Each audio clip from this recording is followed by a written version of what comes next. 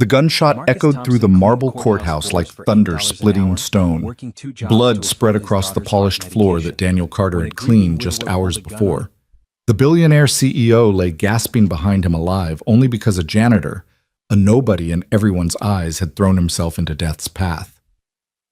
As sirens wailed and chaos erupted, Daniel pressed his hand against the burning wound in his shoulder, thinking not of glory or reward, but of his daughter Lily's face. If you're watching from New York, London, or anywhere between, stay with me because what happened next changed everything. The courthouse at 4 a.m. was a cathedral of shadows and silence. Daniel Carter pushed his industrial mop bucket down the endless corridor, its wheels squeaking a lonely rhythm that echoed off marble walls adorned with portraits of stern-faced judges. Each portrait seemed to look down at him with the same expression, unseeing, uncaring, unaware that he even existed. Daniel had been invisible his whole life, and he'd made peace with that fact long ago. His reflection caught in the freshly polished floor a ghost of a man at 38 shoulders, slightly stooped from years of physical labor, hands rough in calloused uniform bearing the name Dan in faded embroidery. But his eyes, those deep brown eyes that his daughter Lily had inherited, still held a spark of something unbreakable. Hope, perhaps, or maybe just stubborn refusal to surrender. Another glamorous night at the palace, he muttered to himself, wringing out the mop with practiced efficiency. The irony wasn't lost on him here.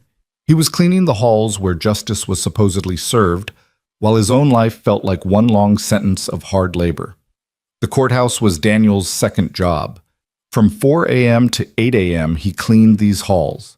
From 9 a.m. to 5 p.m. he worked at a warehouse across town loading trucks until his back screamed.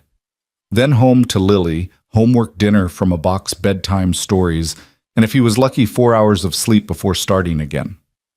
He paused at the water fountain to refill his bucket, catching sight of the newspaper someone had left behind. The headline screamed in bold letters, "Hayes Pharmaceutical Trial Continues, CEO Claims Innocence in Drug Scandal." Victor Hayes. Even the name tasted bitter in Daniel's mouth. Everyone in the city knew about Hayes Pharmaceutical. They developed a revolutionary heart medication called Cardizine 5 years ago, marketed as the miracle drug for cardiac patients. The only problem? It cost $3,000 a month, and insurance companies had found every excuse to deny coverage. Worse reports had surfaced about fatal side effects that the company had allegedly hidden during trials. Daniel knew all about Cardizine. Lily needed it to live. He crumpled the newspaper and tossed it in the trash, trying to push down the familiar surge of anger. Anger was a luxury he couldn't afford. Anger didn't pay bills or buy medicine, or keep his daughter's heart beating steadily through the night. "Daddy, why do some people have so much when others have so little?" Lily had asked him last week, her wise beyond her years eyes studying him over her homework. "I don't know, sweetheart," he'd answered honestly. "But what matters isn't what we have, it's what we do with it. Like how you always share your sandwich with Mr. Rodriguez at work, even though we don't have much, exactly like that." She'd smiled then, that radiant smile that made every sacrifice worthwhile. Lily was the reason he got up every morning, the reason he endured the aching joints and the endless exhaustion. She'd been born with a congenital heart defect, hypoplastic left heart syndrome, the doctors called it. 3 surgeries before her 5th birthday. Monthly medications that cost more than he made in 3 months. Regular checkups with specialists who looked at him with barely concealed pity when he asked about payment plans. But Lily was a fighter just like her old man, and as long as she kept fighting, so would he. The morning wore on and Daniel methodically worked his way through the building. The judge's chambers on the 3rd floor where decisions affecting thousands were made daily. The jury deliberation rooms where ordinary citizens wrestled with extraordinary responsibilities. The holding cells in the basement where hope went to die. He was mopping the main courtroom, Courtroom A, the big one where they held the high-profile cases, when he heard voices in the hallway. It was 6:30 a.m., too early for anyone to be here except security and maintenance. "I don't care what the polls say," a man's voice said, sharp and dismissive. "We stick to the strategy. Emphasize the FDA approval, downplay the pricing structure, and for God's sake make sure that widow doesn't testify." Daniel recognized the voice from the news. Marcus Webb, Victor Hayes, lead attorney. $5,000 suits and a reputation for getting the guilty off scot-free. But sir, another voice protested, younger, nervous. The Park testimony could sway the jury. His wife's death was directly linked to, allegedly linked. Allegedly. That's why we have expert witnesses to muddy the waters, create doubt. That's all we need. Their voices faded as they moved past, but Daniel had heard enough. Andrew Park, he'd read about him, lost his wife Sarah 6 months ago. She'd been taking Cardizine for a year when she suddenly collapsed. The autopsy showed liver failure, a known but undisclosed side effect of the drug. Park had become the face of the victims' families demanding justice, not just for his wife, but for dozens of others who'd suffered. Daniel returned to his mopping, but his mind wandered to what it must be like to lose someone you love to corporate greed. He couldn't imagine life without Lily.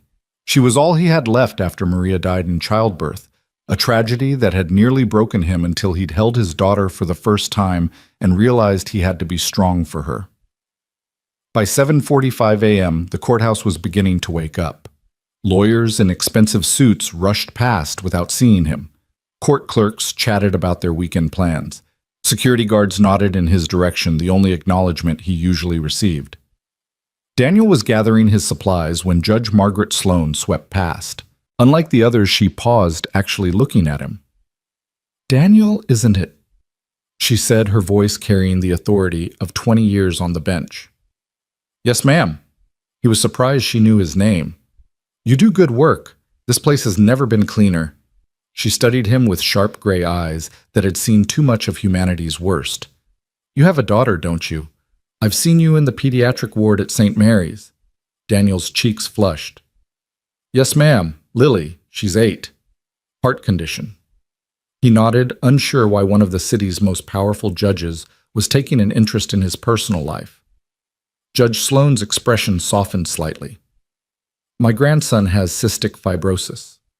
I know what it's like to watch a child struggle with illness, to feel helpless despite all your power and position." She paused, seeming to weigh her words. "If you ever need anything, Daniel, legal advice, a recommendation, my door is open." Before he could respond, she was gone, her black robes billowing behind her like wings. Daniel changed out of his uniform in the basement locker room, trading it for the worn jeans and t-shirt he wore to the warehouse. His shoulder ached, an old injury from his construction days that acted up when the weather changed. The forecast called for storms later. Perfect. He was heading for the exit when he noticed the crowd gathering outside courtroom A.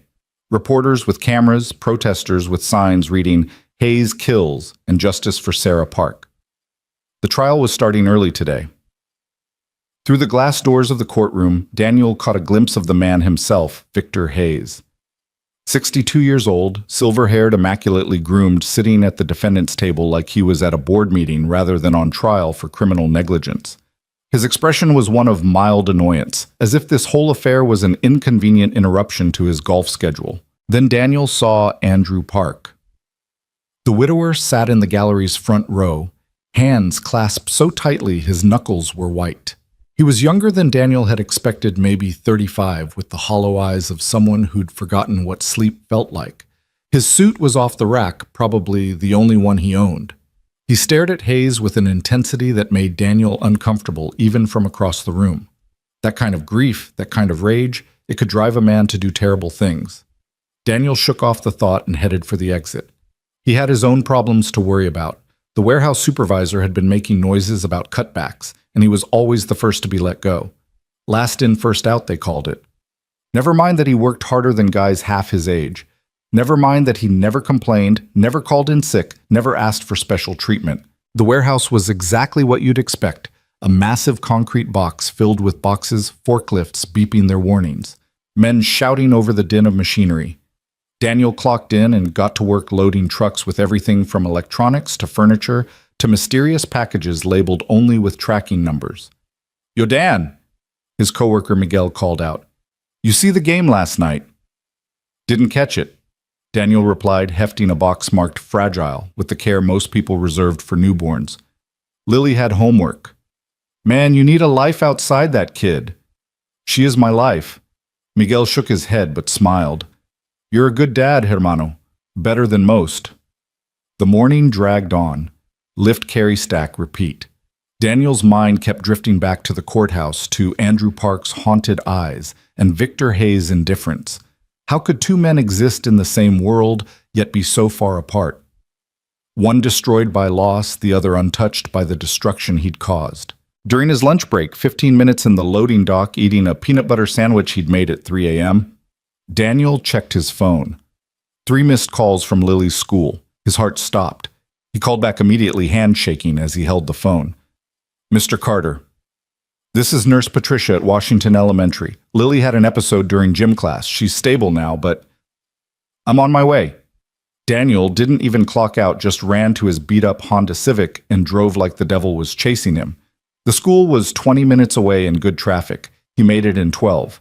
Lily was in the nurse's office, lying on the narrow cot, her face pale but her breathing steady. She smiled when she saw him. Hi, Daddy. I'm okay. Hey, sweetheart. He knelt beside her, taking her small hand in his rough one. What happened? I was running and my chest felt funny, like butterflies were having a party in there. Mrs. Patterson made me stop and brought me here. The nurse, a kind woman in her 50s, pulled Daniel aside. Her heart rate spiked to 180. It came down on its own, but Mr. Carter, she needs to see her cardiologist. This is the 3rd episode this month. I know. We have an appointment next week. What he didn't say was that he'd already rescheduled it twice because he couldn't afford the copay. What he didn't say was that Lily's medication was running low and he was rationing it, giving her half doses to make it last. What he didn't say was that he was failing the one person who mattered most. Can I go back to class? Lily asked hopefully. Not today, baby. We're going home. She pouted, but didn't argue.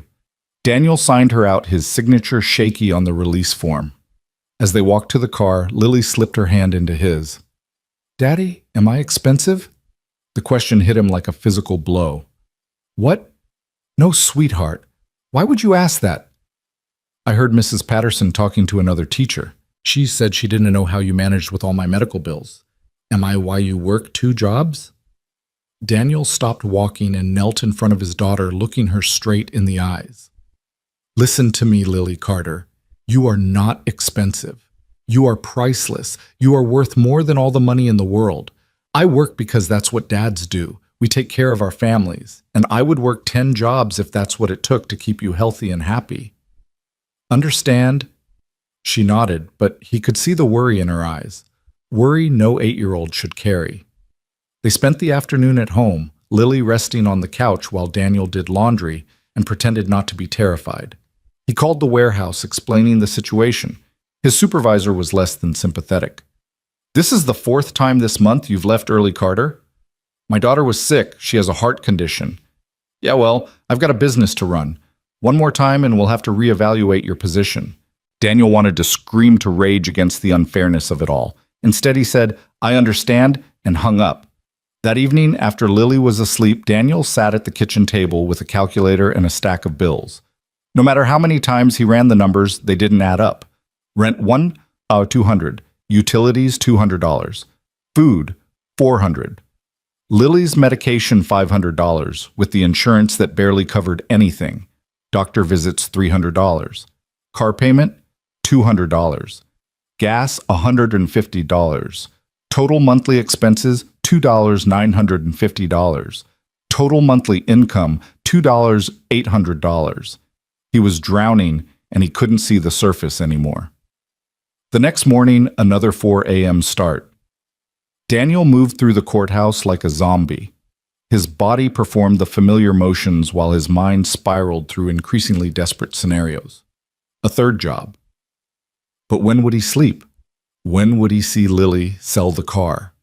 But how would he get to work, move to a cheaper apartment? They were already in the worst part of town. He was so lost in thought that he almost missed the commotion in courtroom A. Raised voices, a woman crying, security guards moving quickly but not quite running. Daniel peered through the door's window.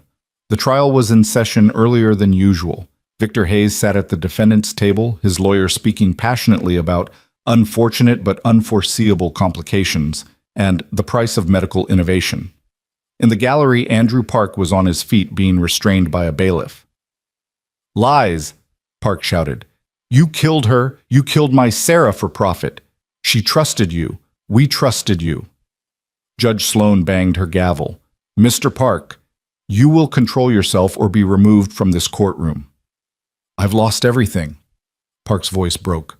My wife, my future, everything. And he sits there in his $1,000 suit like none of it matters. Hayes turned to look at Park. Then and Daniel saw something in the billionaire's eyes that made his blood run cold. Not guilt, not remorse. Annoyance, like Park was a fly buzzing around his head. Your Honor, Hayes' lawyer said smoothly, perhaps Mr. Park needs time to compose himself. This is clearly very emotional for him. The condescension in his tone was like salt in a wound. Daniel saw Park's face contort with rage and pain. I'll show you emotional, Park muttered, reaching into his jacket. Time slowed to a crawl. The gun appeared in Park's hand, a small revolver, probably a .38. Someone screamed. Security guards reached for their weapons but were too far away. Hayes froze, his arrogant expression finally cracking to show fear. Judge Sloan dove behind her bench, and Daniel, without thinking, dropped his mop and ran. He burst through the courtroom doors just as Park raised the gun, aiming it directly at Hayes' chest. The distance was maybe 20 feet, impossible to miss at that range. No! Daniel shouted, his voice echoing through the courtroom. Park hesitated just for a second, his tear-filled eyes meeting Daniel's. In that second, Daniel saw himself. He saw every desperate parent who'd watched their child suffer. He saw every working man crushed by medical debt. He saw the rage of the powerless against the powerful. But he also saw Lily's face. He saw her question, why do some people have so much when others have so little? And he knew what his answer had to be. Don't do this, Daniel said, moving toward Park with his hands raised. I know you're hurting, God, I know, but this isn't the way. You don't understand, Park sobbed, the gun shaking in his grip. She was everything. Sarah was my whole world. We were trying to have kids. We had names picked out. And he took that from me. From us. For money. I understand more than you know, Daniel said softly, still moving forward. My daughter has a heart condition. She needs medication to live medication his company makes. Medication I can barely afford. Some months I have to choose between her pills and food. So yeah, I understand wanting to hurt him. He was close now, maybe 10 feet from Park. The gun swung between him and Hayes. Then why, Park asked desperately, why are you stopping me? Because my daughter needs me to be someone she can be proud of, Daniel said. Because taking a life, even his life, won't bring your Sarah back. It'll just create more pain. And because, he took a breath knowing how insane his next words would sound, because even his life has value, even if he can't see the value in ours. That's beautiful, Park said bitterly. Really beautiful. But you're wrong. Some people don't deserve to live. Some people are cancers, and you have to cut them out. The gun steadied, aimed again at Hayes. Daniel had one chance, one moment to decide who he was going to be. He thought of Lily asleep in her bed, trusting that her daddy would come home. He thought of Sarah Park dead at 32 because a company decided profits mattered more than people. He thought of Victor Hayes, who would never learn, never change, never care. And he thought of something his own father had told him once before the cancer took him.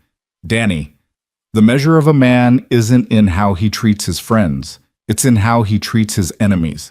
Anyone can be kind to those who are kind to them. It takes real strength to show mercy to those who deserve none. Daniel moved, not toward Park, but between him and Hayes. Then you'll have to shoot me first, he said simply. Park's eyes widened. Move. This has nothing to do with you. It has everything to do with me, with all of us, every person in this room, in this city, who's been hurt by greed and indifference.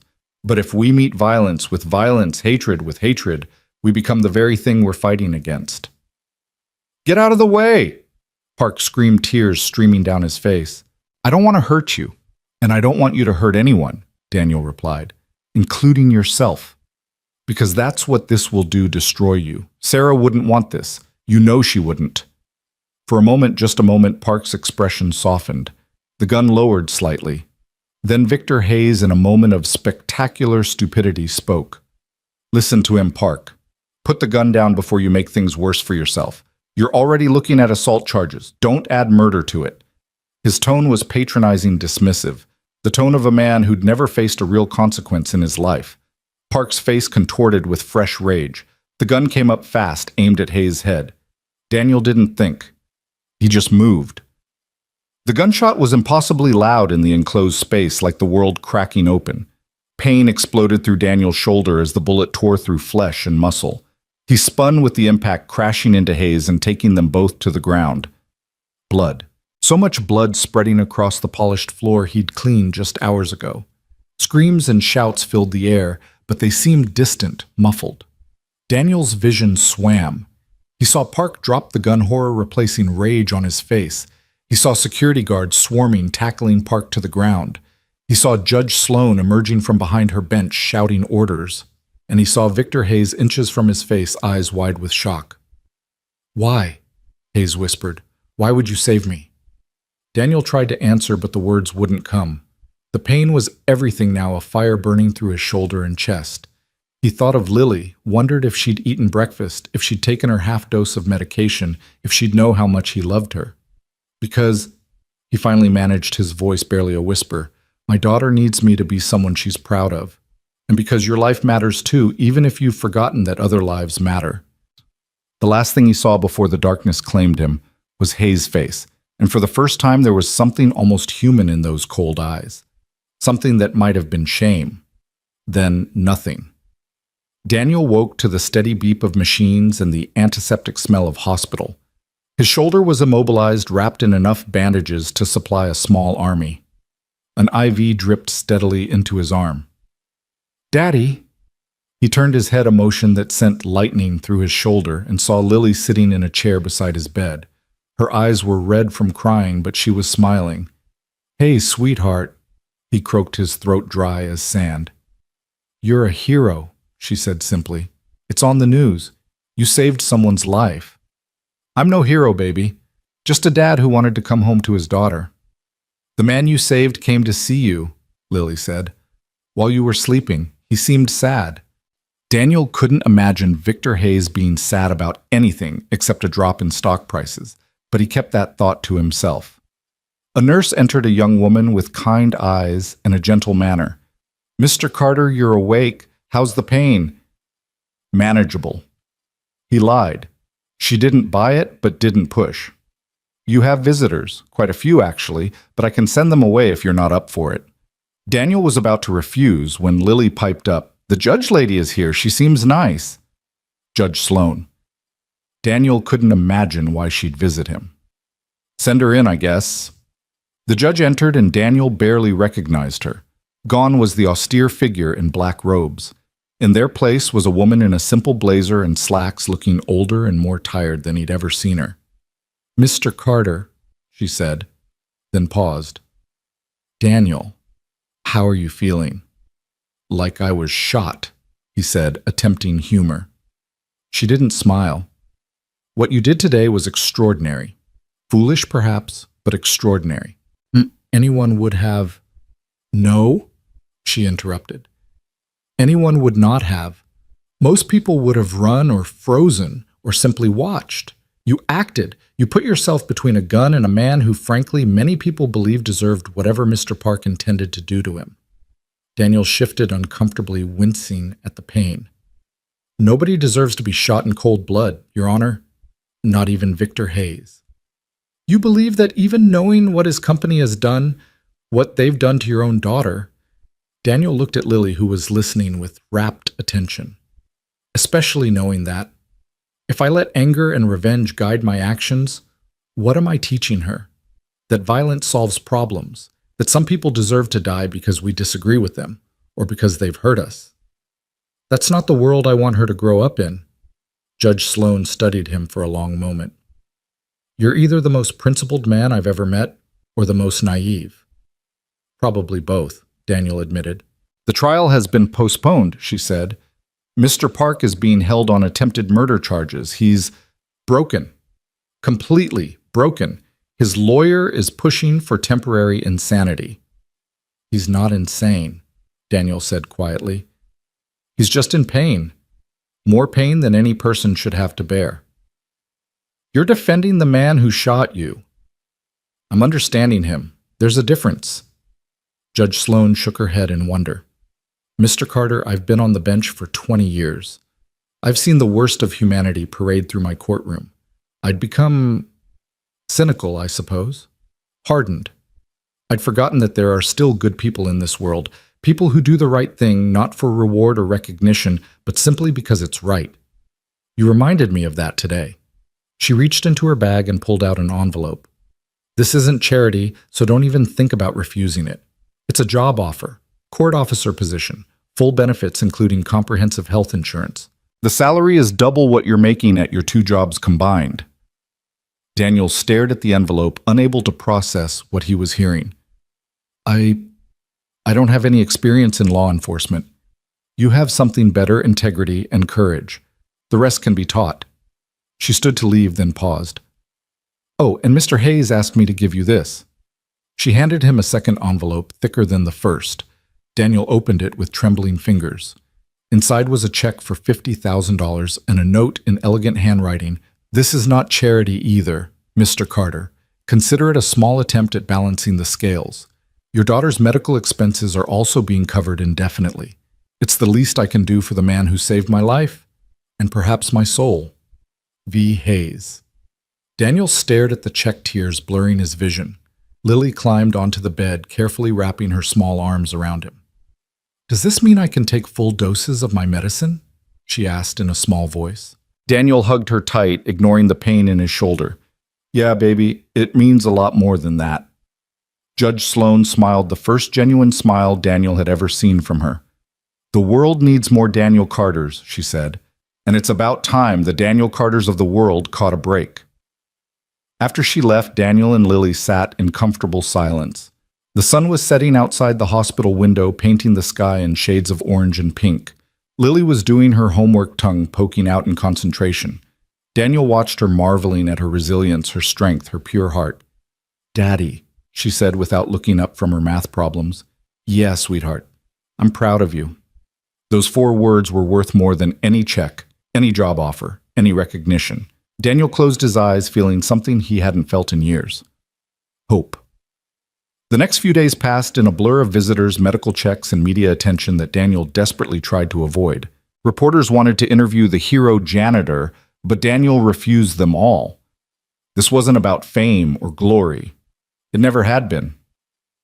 Andrew Park's wife's sister came to see him, a quiet woman named Helen, who looked like she'd aged a decade in the past 6 months. I wanted to thank you, she said, standing awkwardly by his bed, for stopping Andrew. He's not a bad man. Grief just broke something in him. I know, Daniel said. I've seen grief. I've felt it. It can make us do things we never thought ourselves capable of. The thing is, Helen continued, Sarah would have been horrified. She was the gentlest soul. She rescued injured birds, cried at commercials, always saw the good in people. Even when she was dying, she made Andrew promise not to be bitter. He couldn't keep that promise. Grief doesn't follow timelines or make promises, Daniel said gently. He loved her. That love just got twisted into something dark. Helen nodded, tears sliding down her cheeks. You saved 2 lives that day, Mr. Carter. Victor Hayes, obviously, but also Andrew's. If he'd killed Hayes, it would have destroyed him. Whatever happens now, at least he has a chance at redemption. After she left, Daniel lay thinking about redemption, about second chances, about the thin line between justice and revenge. He thought about Victor Hayes, wondered if the man was capable of change, or if his gesture was just guilt money, a rich man's way of buying absolution. His answer came the next day. Victor Hayes entered the hospital room like he was entering a board meeting, controlled, composed, expensive suit, impeccable. But there was something different about his eyes. The cold arrogance was gone, replaced by something Daniel couldn't quite identify. Mr. Carter, Hayes began, then stopped. For perhaps the first time in his life, the billionaire seemed at a loss for words. Mr. Hayes, Daniel acknowledged, unsure what to make of this visit. Hayes took the chair Lily usually occupied, looking uncomfortable in the cheap plastic seat. I need to ask you something, he finally said. Why did you really save me, the truth? Not what you told the media, or the judge? Daniel considered lying, giving him some noble answer about the sanctity of life, but something in Hayes' expression demanded honesty. Because I was tired, Daniel said simply.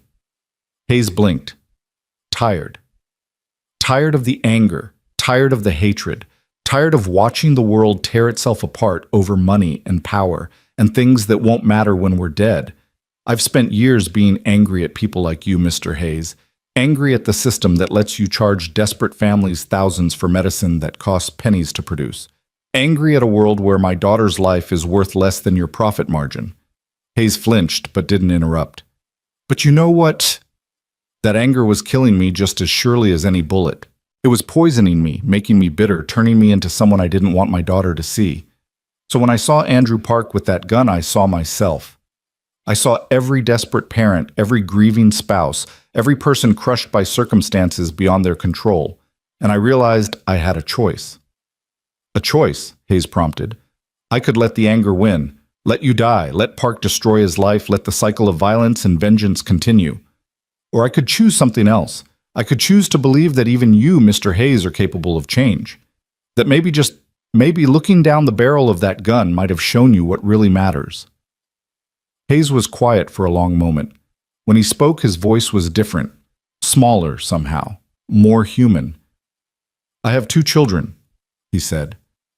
David and Monica, 28 and 25.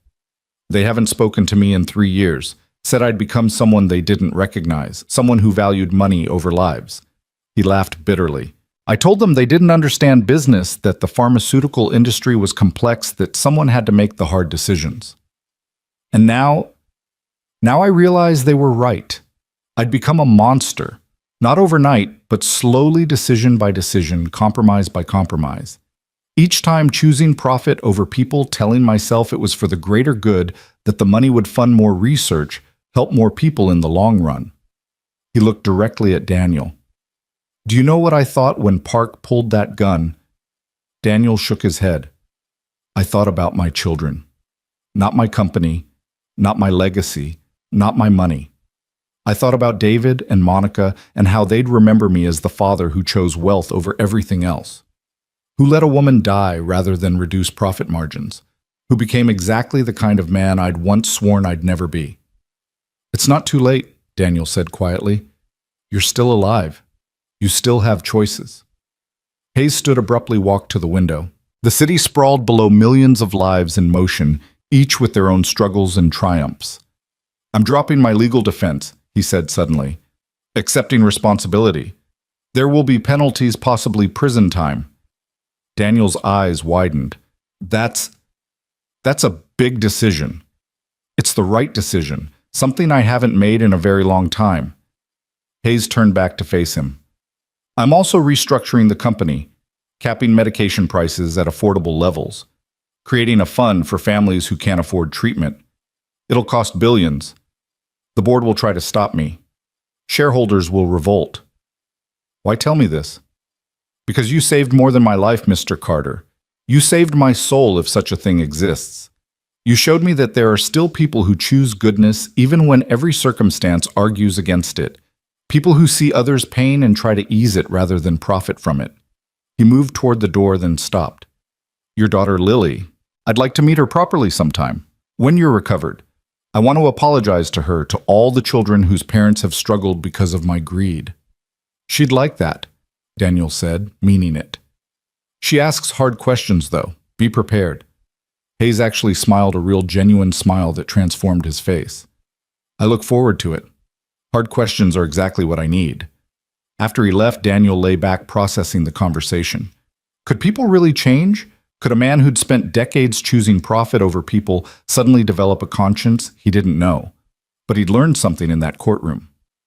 Sometimes, you had to have faith in the possibility of redemption, even when all evidence suggested otherwise. The recovery was harder than Daniel had anticipated.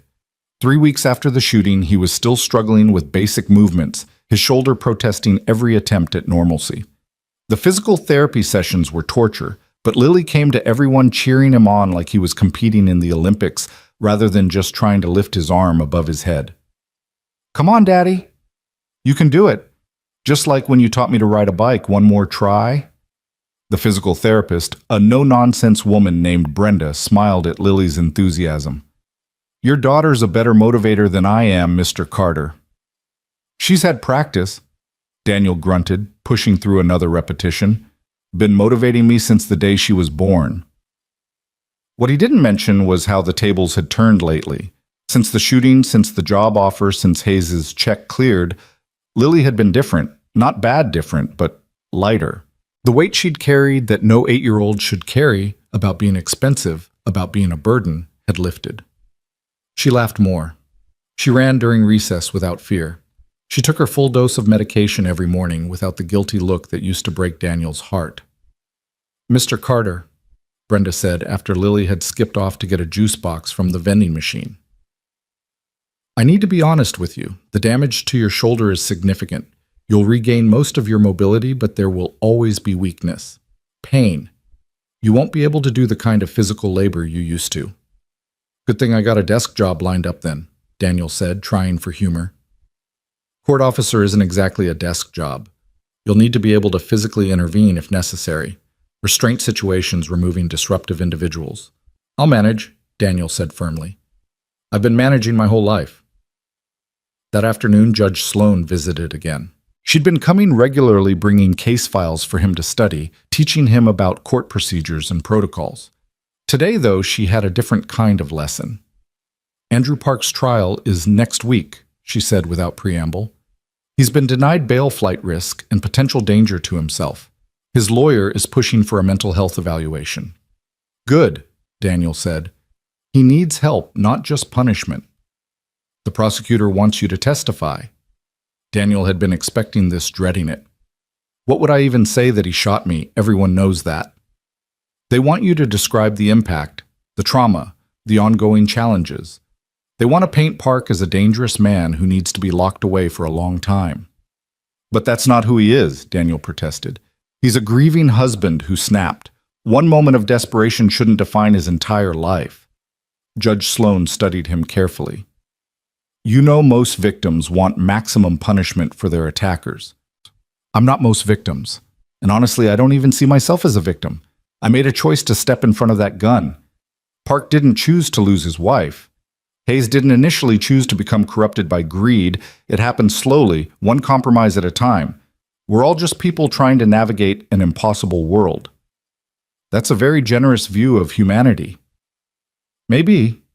Or maybe I just know what it's like to be desperate, to feel like the whole world is against you, like you're drowning and nobody cares. He thought of all those nights calculating bills, all those half doses of Lily's medication, all that quiet desperation. If circumstances had been slightly different, if Lily had died because I couldn't afford her medication, I don't know what I might have done. Judge Sloan was quiet for a moment. You're going to make an interesting court officer, Daniel Carter. Most come in thinking in black and white, guilty or innocent, right or wrong. You already understand that justice is painted in shades of gray. Is that a good thing? In my courtroom, it's essential. The next day brought an unexpected visitor. David Hayes Victor's son stood in the doorway looking uncomfortable and uncertain. He had his father's sharp features but softer eyes, wearing jeans and a Columbia University sweatshirt rather than a designer suit. Mr. Carter, I'm David Hayes. I needed to thank you. Daniel gestured to the chair. No thanks necessary, really. No, there is. David sat down, running his hands through his hair in a gesture that made him look younger than his 28 years. You saved my father's life, but more than that, you gave him back to us. To me and my sister. I don't understand. Dad called us the night after the shooting. First time in 3 years. He was crying. I'd never heard him cry before, not even when Mom died. He apologized. Not the corporate non-apology he'd perfected, but really apologized. Said he'd lost his way, forgotten what mattered. Said a janitor named Daniel had reminded him that every life has value. Daniel felt uncomfortable with the praise. I just did what felt right. You did what nobody else would have done. You saw my father, who most people consider a monster, as a human being worth saving. Do you have any idea how rare that is? He's trying to change, Daniel offered. That takes courage. David laughed, but it wasn't bitter. He's doing more than trying. He's liquidating his personal assets to fund the victim's compensation fund. He's testifying against his own company's practices. The board is trying to force him out, but he's fighting them.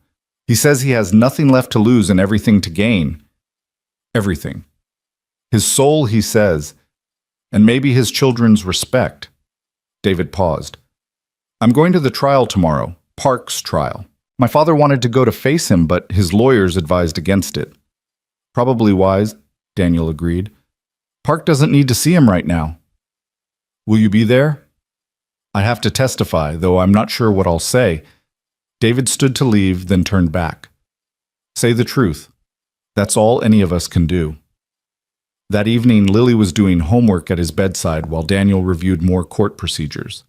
She was working on an essay about heroes, and she kept glancing at him with a look he couldn't quite read. What is it, sweetheart? Mrs. Johnson says I should write about you, about how you're a hero. And what do you think? She chewed on her pencil, thinking. I don't think you're a hero the way Superman is a hero. You didn't want to get shot. You were scared. Terrified, Daniel admitted. But you did it anyway, because it was the right thing to do.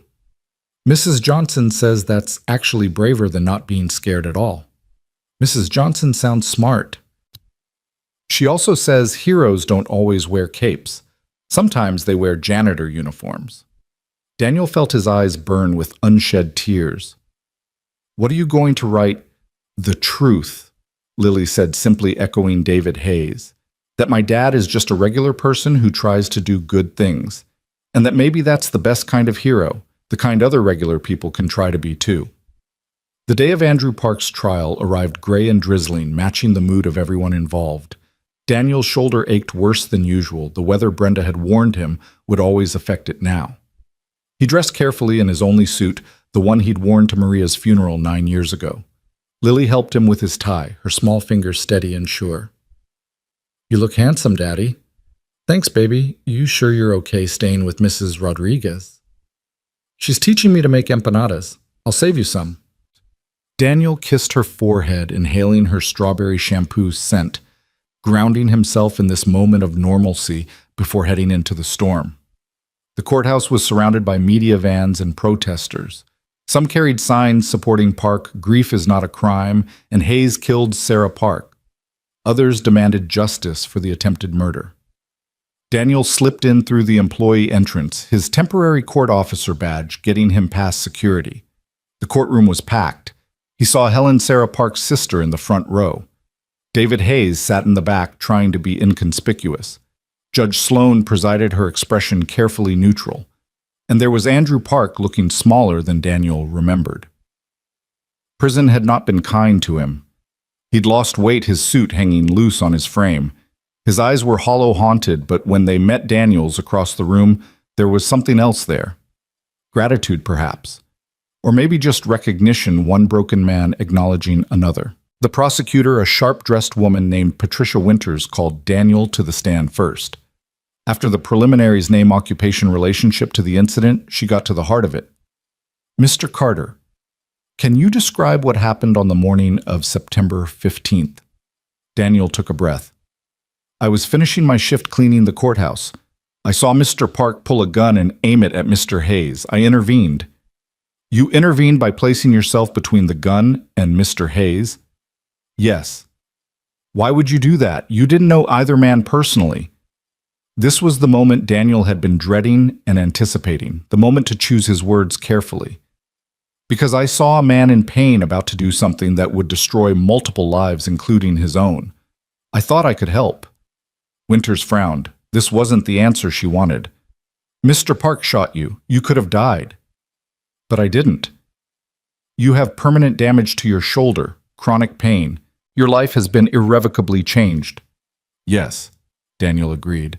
Changed for the better in many ways. A murmur ran through the courtroom. Winters looked frustrated. Mr. Carter, are you saying being shot was a positive experience? I'm saying that sometimes terrible events can lead to positive changes. Mr. Hayes has reformed his company's practices. Thousands of families will have access to affordable medication because of what happened that day, my own daughter included. So you're defending the man who shot you? Daniel looked directly at Andrew Park. I'm acknowledging that he's a human being who experienced unbearable loss and made a terrible decision in a moment of overwhelming grief. I don't defend the action, but I understand the pain behind it. Winters tried several more approaches, but Daniel remained consistent. Yes, Park had shot him. Yes, it was wrong. But no, he didn't want to see Park's life destroyed. The defense attorney, a public defender named Marcus Thompson, who looked overwhelmed but determined, approached for cross-examination. Mr. Carter, you mentioned your daughter has a heart condition. Yes, hypoplastic left heart syndrome. And she requires medication manufactured by Hayes Pharmaceutical. Yes.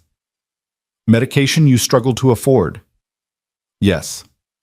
So you had every reason to hate Victor Hayes, to want to see him harmed.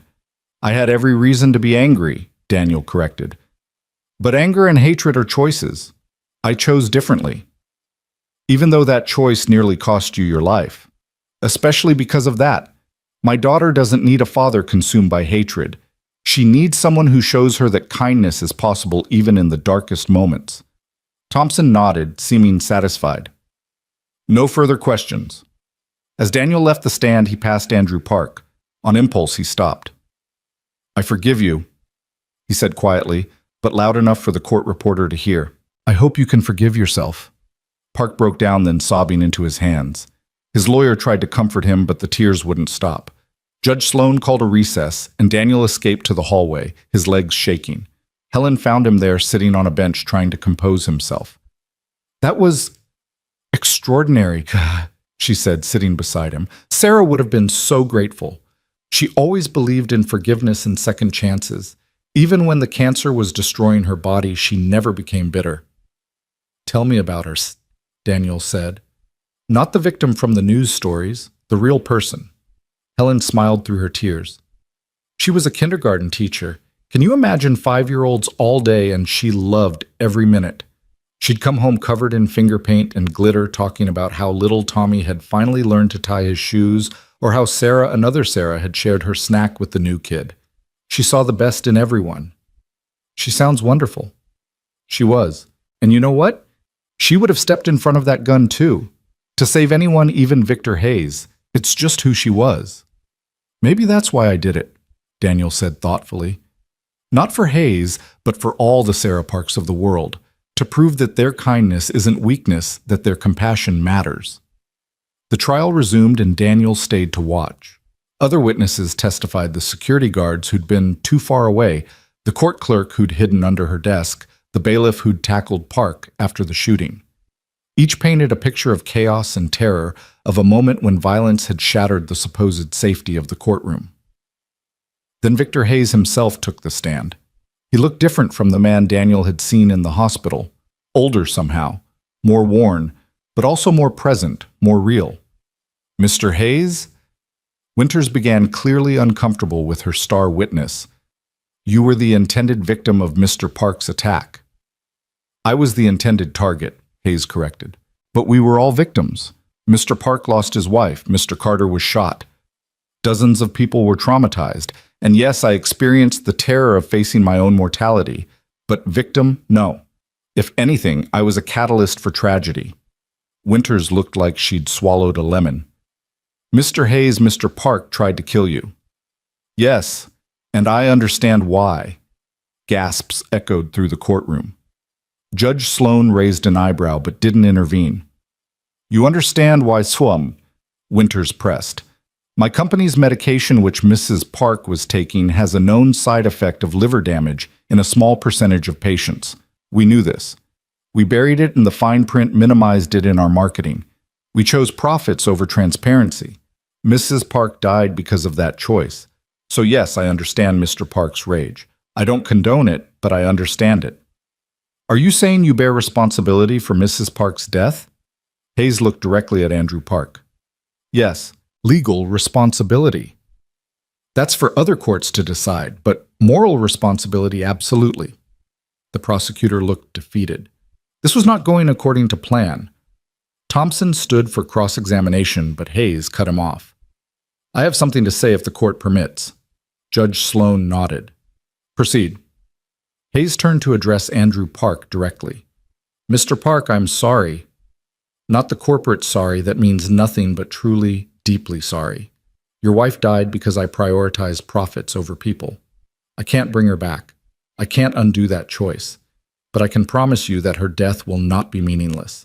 Every reform I'm implementing, every family that will receive affordable medication, every life saved because we're now transparent about side effects, that's Sarah's legacy. She's saving lives even now. I hope someday you can find some comfort in that." Park was crying again, but silently this time. He nodded once, barely perceptible, but Daniel saw it. A tiny crack in the wall of rage and grief. The jury deliberated for 6 hours. Daniel waited in the hallway with Helen David Hayes and a growing crowd of others. When they returned, the foreman stood nervously. "On the charge of attempted murder in the first degree, we find the defendant not guilty by reason of temporary emotional distress. On the lesser charge of assault with a deadly weapon, we find the defendant guilty." Judge Sloan nodded. "Mr. Park, you've been found guilty of assault. However, given the extraordinary circumstances, the genuine remorse you've shown, and the forgiveness expressed by your victim, I'm inclined toward leniency. I sentence you to 5 years with the possibility of parole and 2 contingent upon completion of mental health treatment and anger management programs. Additionally, you'll serve 200 hours of community service with a grief counseling organization." It was far less than the prosecutor had wanted, but Daniel saw the wisdom in it. Prison wouldn't heal Andrew Park. Time and therapy might. As the courtroom cleared, Daniel found himself walking out beside David Hayes. "Your father did well up there," Daniel said. "He meant every word. He's a changed man. The board is forcing him out next week, you know, golden parachute and all that, but still. 40 years building that company, and they're kicking him to the curb for developing a conscience. What will he do?" David smiled. "He's starting a nonprofit, medical access advocacy. He wants to hire you, actually. Says you understand the real cost of medical inequality better than any policy expert." Daniel stopped walking. "He wants to hire me, but I already accepted Judge Sloan's offer." "He knows, but the offer stands whenever you're ready. He says you saved his life. The least he can do is offer you options." That evening, Daniel picked up Lily from Mrs. Rodriguez's apartment. She was flour-dusted and grinning, carrying a container of slightly lopsided empanadas. "I made these. They're probably terrible, but they're perfect," Daniel said, meaning it. They walked home slowly, Daniel's shoulder aching but his heart light. The rain had stopped, leaving the streets washed clean and gleaming in the streetlight. "Daddy, are you sad about the man who shot you?" "Sad for him, not about him. He lost someone he loved very much. That kind of pain can make people do things they never imagined." "But you stopped him from doing something worse." "I helped him stop himself. There's a difference." Lily considered this as they climbed the stairs to their apartment. "I think you're wrong about not being a hero. Heroes help people stop themselves from becoming villains." Out of the mouths of babes, Daniel thought. Their apartment felt different now. Same furniture, same water stain on the ceiling, same creaky floorboard by the kitchen. But the weight that had pressed down on these rooms for years, the weight of poverty, of desperation, of impossible choices, had lifted. The refrigerator was full. The medicine cabinet had Lily's full prescription. The pile of bills on the kitchen table was manageable. Daniel had money now, could move to a better neighborhood, but something kept him here. These walls had witnessed their struggle. Leaving felt like abandoning part of their story. "Can we visit Mr. Park?" Lily asked suddenly over dinner. "Why would you want to do that?" "Because he's sad and alone. And you taught me that when people are sad and alone, we should try to help them." Daniel looked at his 8-year-old daughter, wondering when she'd become so wise. "Maybe. When he's ready. It might be a while." "That's okay. Sad takes time to get better." 2 weeks later, Daniel reported for his first day as a court officer. The uniform felt strange official in a way his janitor's outfit had never been. Badge radio, the weight of responsibility. Judge Sloan had pulled strings to get him through an accelerated training program, and while his shoulder limited some physical activities, he'd passed all the required tests. "Officer Carter," Judge Sloan said as he entered her chambers that first morning, "how does it feel?" "Like I'm playing dress-up," he admitted. "You'll grow into it. I have a favor to ask. We're implementing a new program, victim offender mediation. Voluntary, of course, but I think you'd be perfect to oversee it." "I don't have any training in mediation." "You mediated between Andrew Park and Victor Hayes without any training. You understood both sides, showed compassion to both. That's not something you can teach." Daniel thought about it. Would Park and Hayes be willing to meet? Hayes has already agreed. Park, we're working on it. His therapist thinks it might help, but he needs more time. Time helps, Daniel agreed, rubbing his shoulder. The days settled into a new rhythm. Court officer by day, father by evening, student at night. Judge Sloan had enrolled him in online criminal justice courses. Lily thrived, her health stabilizing with proper medication. She joined the school soccer team, something that would have been impossible before. One evening, a month after starting his new job, Daniel received an unexpected call. "Mr. Carter, this is Monica Hayes Victor's daughter. I wanted to thank you and to ask a favor." "Of course." "My father is struggling. The board forced him out, as you probably heard. He's throwing himself into this nonprofit work, but he's isolated. David and I are trying to reconnect with him, but there's so much history, so much hurt. We were wondering, would you have dinner with us, all of us? You and your daughter, too. He listens to you, respects you in a way he doesn't respect many people." Daniel considered it. "When?" "Saturday. Nothing fancy, just dinner at David's apartment. We're trying to learn how to be a family again, and we thought maybe having someone there who understands second chances might help. We'll be there." Saturday arrived crisp and clear. Lily wore her best dress, the one they'd bought for school pictures with some of Hayes' money. She was nervous, fidgeting with the hem. "What if they don't like me?" "Impossible," Daniel said. "Nobody could not like you. You have to say that. You're my dad. I have to say it, and it happens to be true." David's apartment was in a nice building, downtown doorman and everything. The elevator made Lily's eyes wide. Their building didn't have one. David answered the door looking casual in jeans and a sweater, immediately crouching to Lily's level. "You must be Lily. I heard you're learning to make empanadas." "They're getting better," Lily said seriously. "The first batch looked like sick fish." David laughed and the ice broke. Monica appeared warm and welcoming, leading them into a living room where Victor Hayes sat looking deeply uncomfortable.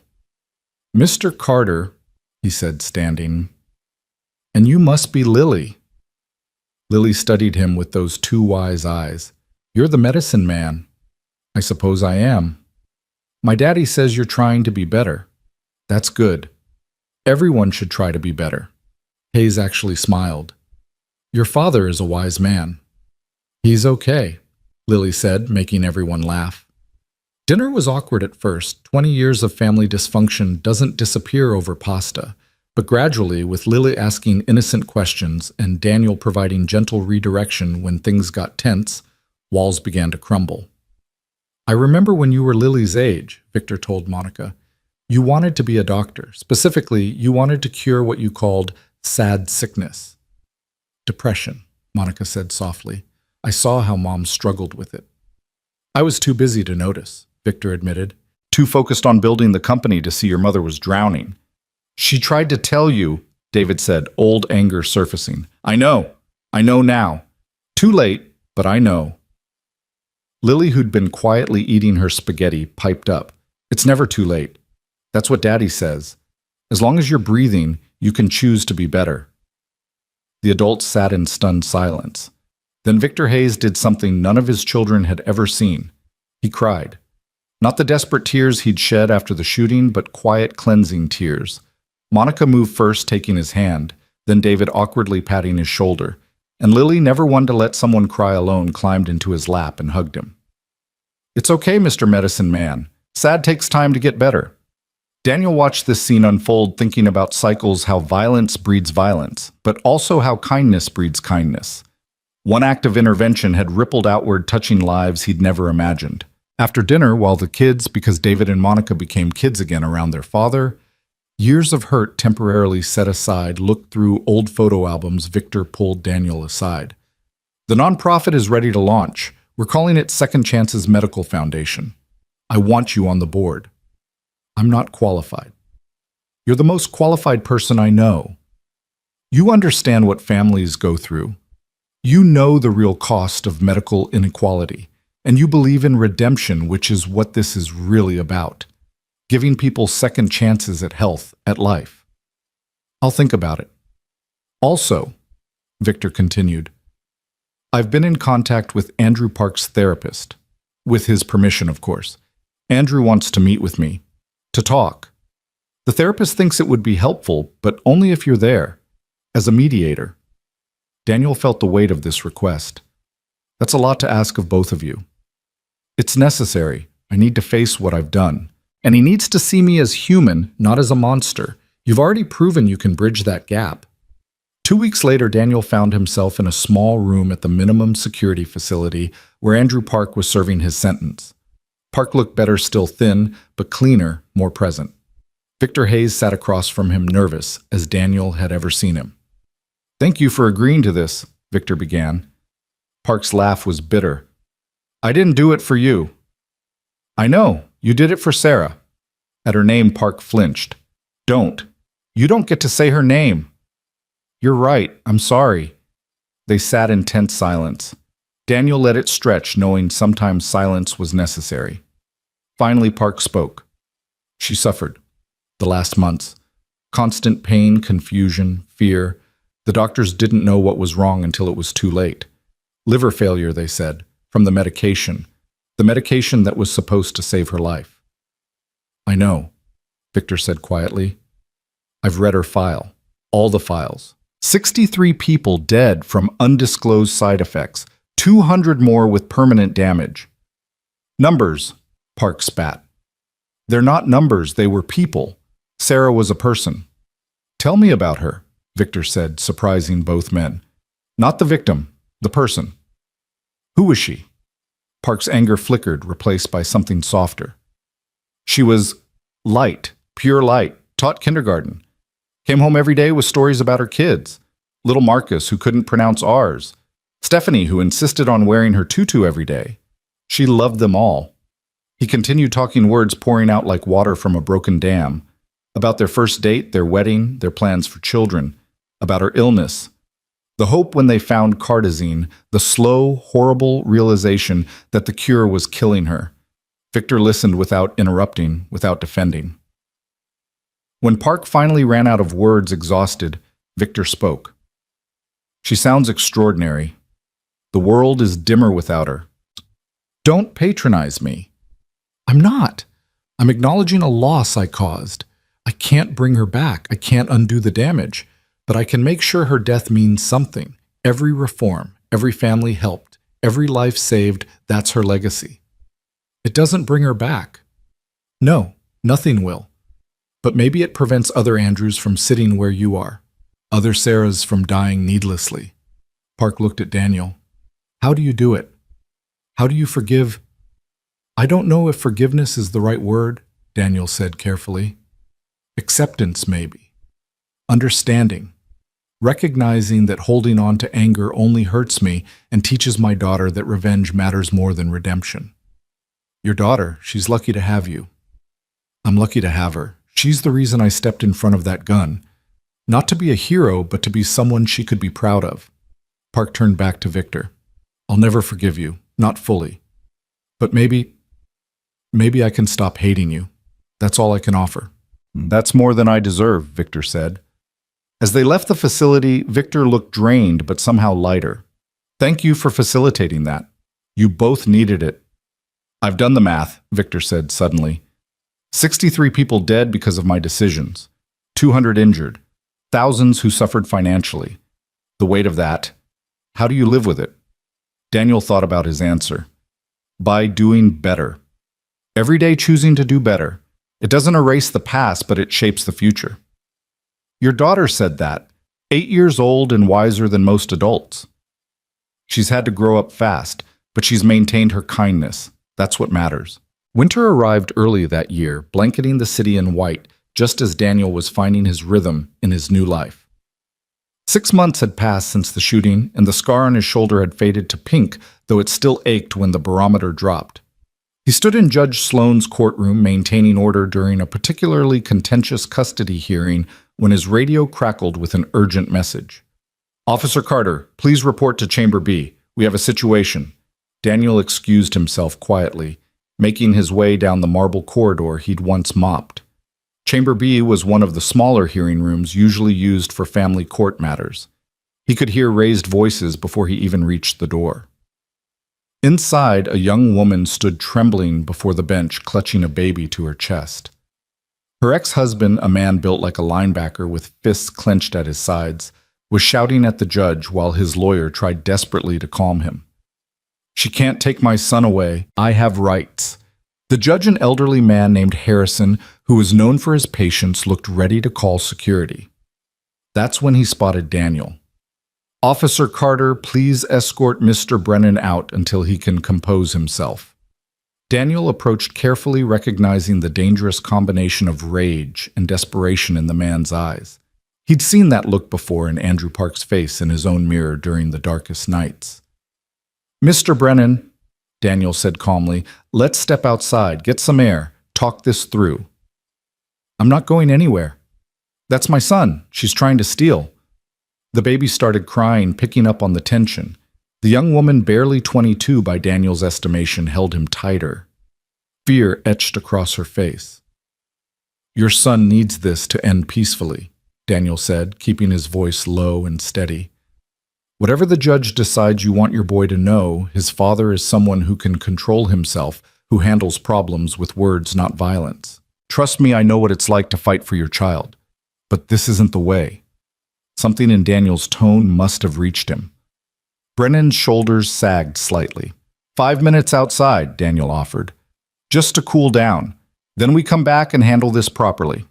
Brennan allowed himself to be let out, and Daniel spent the next 20 minutes listening to him pour out his story. Lost his job drinking problem ex-wife, afraid for the baby's safety. Classic cycle of destruction. "I'm getting help," Brennan insisted. "AA meetings, anger management, but she won't give me a chance." "Chances are earned, not given," Daniel said gently. "Show the court you're committed to change. Document everything, every meeting, every therapy session. Prove you can be the father your son deserves." When they returned to the courtroom, Brennan was calmer. He apologized to the judge, spoke respectfully about his commitment to rehabilitation, and accepted supervised visitation without protest. It wasn't what he wanted, but it was a start. After the hearing, the young woman approached Daniel. "Thank you. I thought he was going to hurt someone." "He's hurting enough already," Daniel said. "Sometimes people just need someone to see that." Judge Harrison caught Daniel on his way out. "That was well handled, Officer Carter. You've got a gift for de-escalation." "I just treat people like people, Your Honor. If only more of us remembered to do that." That evening, Daniel was helping Lily with her homework when his phone rang. Victor Hayes' name appeared on the screen. "Daniel, I need your help. It's Andrew Park." Daniel's stomach clenched. "What happened?" "He attempted suicide in his cell. He's alive in the medical ward, but can you come? He's asking for you." Daniel looked at Lily, absorbed in her math problems. Mrs. Rodriguez could watch her for a few hours. "I'll be there in 30 minutes." The prison medical ward smelled of industrial disinfectant and despair. Andrew Park lay on a narrow bed, wrists bandaged, eyes staring at nothing. A guard stood by the door, looking uncomfortable. "Andrew," Daniel said softly, pulling up a chair. "I'm here." Park's eyes slowly focused on him. "I couldn't do it anymore. The dreams. I see her every night, and she asks why I became a monster, why I tried to kill someone." "You're not a monster. You're a man who lost everything and didn't know how to handle the pain. I shot you, an innocent man with a daughter to raise. And I forgave you. Remember." Park turned away. "I can't forgive myself." Daniel was quiet for a moment, choosing his words carefully. "When my wife died giving birth to Lily, I blamed myself for years. If I'd noticed the symptoms earlier, if I'd insisted on a different hospital, if I'd done 1,000 things differently. The guilt ate at me until I realized something. Maria wouldn't want me drowning in guilt. She'd want me living, being the best father I could be. Sarah wouldn't want this for you. How do you know what she'd want? Because Helen told me about her. Because everyone who speaks about Sarah describes someone full of love and compassion. That kind of person doesn't want their loved ones suffering forever.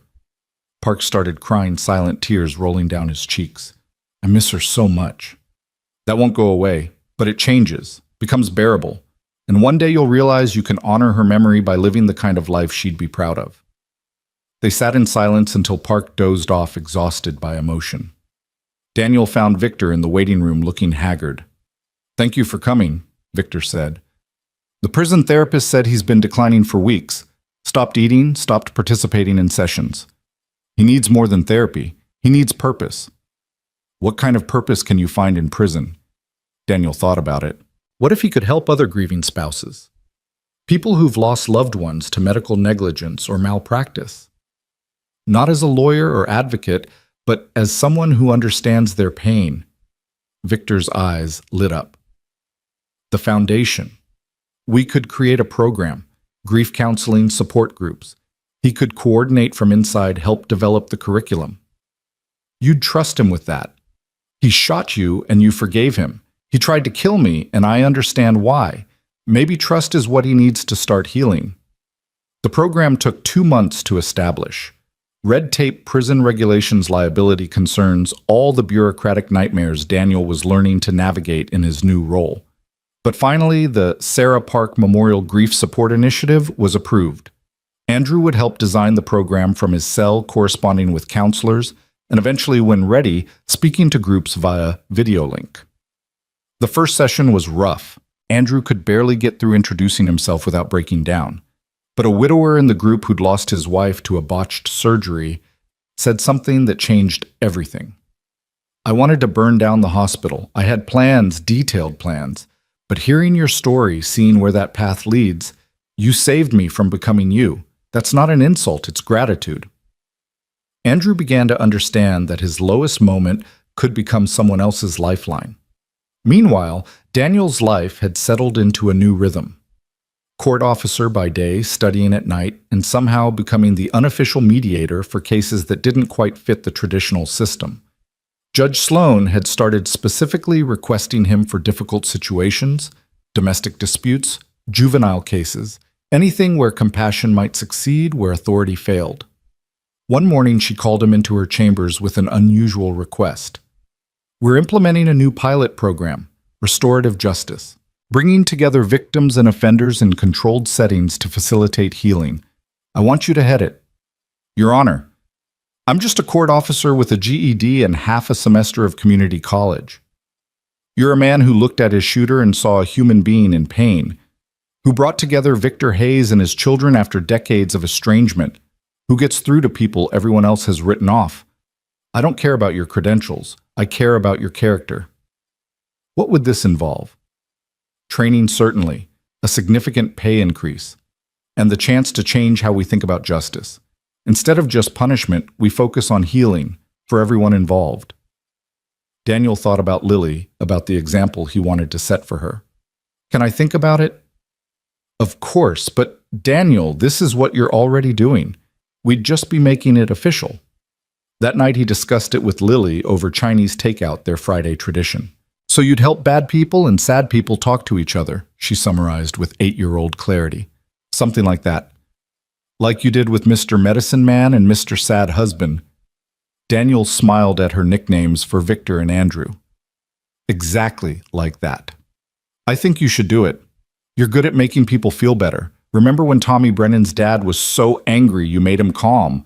That's like a superpower." "It's not a superpower, sweetheart. It's just listening. Anyone can do it." "But most people don't," Lily pointed out, wise beyond her years. The training program was intensive, 3 months of psychology, conflict resolution, legal frameworks, and practical exercises. Daniel attended classes after his court shifts, coming home exhausted but exhilarated.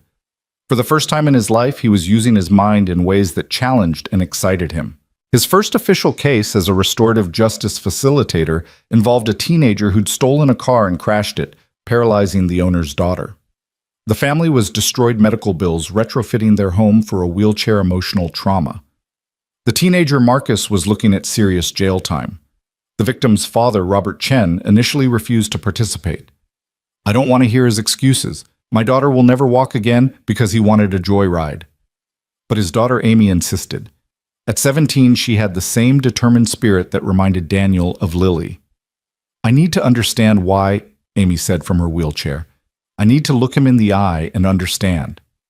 The first meeting was in a conference room at the courthouse. Marcus could barely lift his head, shame radiating from every pore.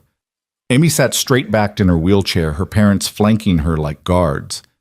Daniel opened with simple ground rules: respect honesty, no interruptions. Then he let silence do its work. Marcus spoke first, haltingly. I'm sorry, I know that means nothing, but I'm sorry. I wasn't thinking about consequences. My mom had just died, and I wanted to feel something other than pain. Speed felt like flying, like escaping.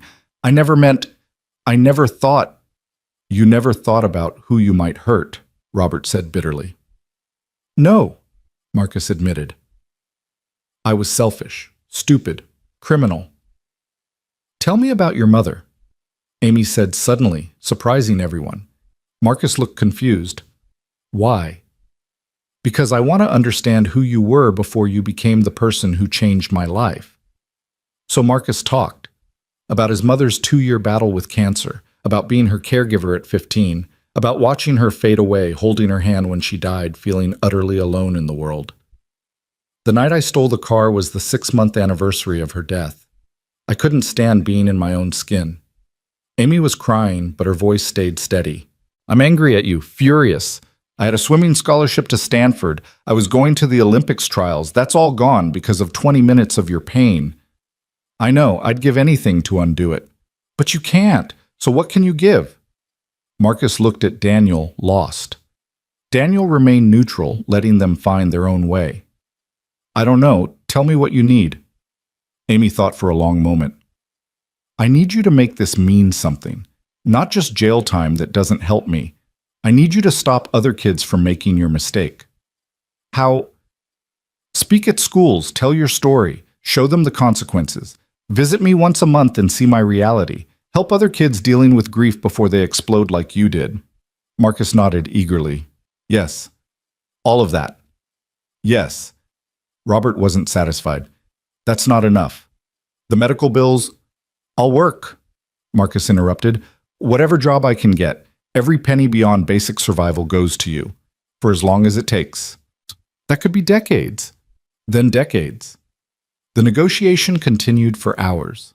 By the end, they had an agreement. Marcus would serve 2 years in juvenile detention, then 5 years of probation, with strict conditions, monthly visits with Amy, weekly speaking engagements at schools, every paycheck garnished for medical expenses. It wasn't forgiveness, not yet, but it was a start. As they prepared to leave, Amy wheeled herself over to Marcus. I may never forgive you completely, but I want to try, because hating you is exhausting and I need my energy for healing. Marcus broke down completely then, and surprisingly, Robert Chen put a hand on the boy's shoulder. Not in comfort exactly, but in acknowledgement of shared humanity. After they left, Daniel sat alone in the conference room, emotionally drained but satisfied. This was what justice could look like, not just punishment, but transformation. His phone buzzed. A text from Victor Hayes. Emergency board meeting for the foundation. Need you here. Daniel arrived at the foundation offices, a modest suite downtown. Nothing like Hayes Pharmaceuticals' former glass tower to find chaos. Board members argued loudly while Victor sat at the head of the table looking defeated. What's happening? Daniel asked. The pharmaceutical lobby is suing us, saw board member Janet Morrison explained. They claim our free medication program constitutes unfair competition. They're seeking an injunction. That's insane, Daniel said. We're a nonprofit providing medicine to people who can't afford it. Welcome to the American healthcare system, another board member said bitterly. Victor stood slowly. They're not really after us. They're after me, warning other executives not to grow a conscience. If we fold now, everything we've built disappears. So we fight, Daniel said simply. With what money, legal fees could bankrupt us in months. Daniel thought about all the families depending on the foundation, kids like Lily, who needed medication to survive. What if we made it public? Really public. Show people what's at stake. A PR campaign. More than that, real faces, real stories. Every family we've helped, every life saved, make it impossible for them to shut us down without looking like monsters. Janet shook her head. That's naive. They don't care about looking like monsters. But politicians care about votes. Judges care about public opinion, even if they pretend not to. And juries are just people who understand what it's like to struggle with medical bills.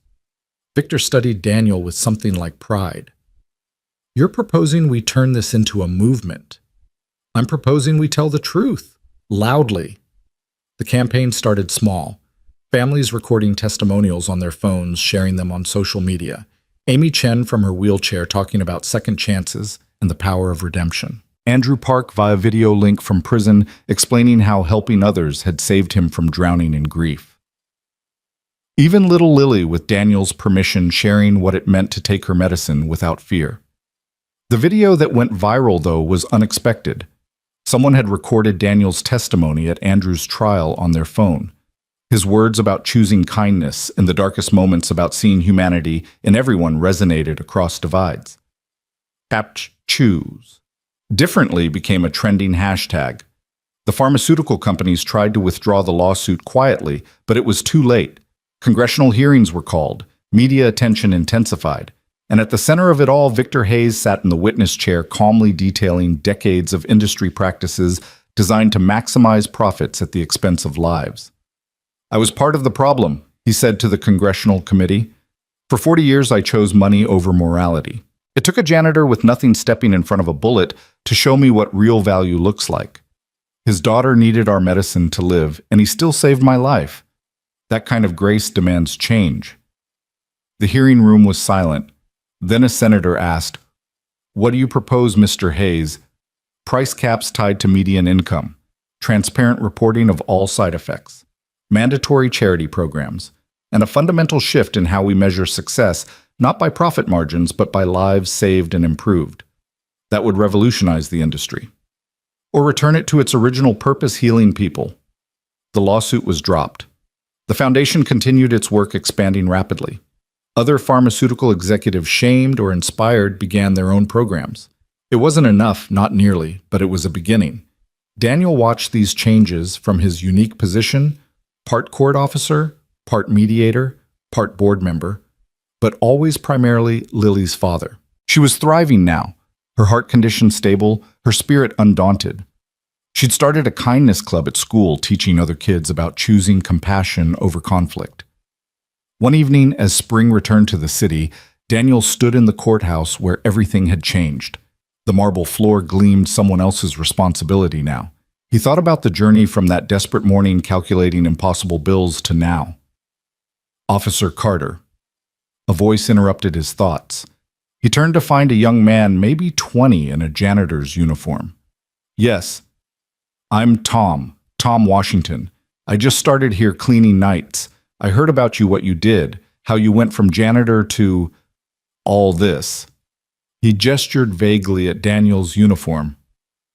"I wanted to ask, how did you change everything?" Daniel thought about the question seriously. "I didn't change everything. I just made one choice in one moment to see someone else's humanity, even when they couldn't see mine. The rest followed from that." "But you could have been killed." "Yes. But living in fear and anger was killing me slowly anyway. At least this way my daughter got to see her father choose love over hate." Tom nodded slowly, processing this. "My son has autism. The therapy costs are crushing us. Some days I want to burn the whole system down. I know that feeling, but the system is made of people. Some are lost like Victor Hayes was. Some are broken like Andrew Park. And some are just trying to survive like we are. Change comes from seeing each other clearly, not from fire." "You really believe that?" Daniel thought of Amy Chen learning to navigate life in a wheelchair while pushing for Marcus's redemption. Of Andrew Park finding purpose in his pain. Of Victor Hayes losing an empire but finding his soul. of Judge Sloan after 20 years on the bench, rediscovering why justice mattered. "I've seen it," Daniel said simply.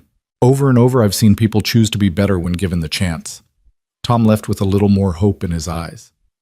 Daniel continued his rounds, checking courtrooms, maintaining order in the halls of justice.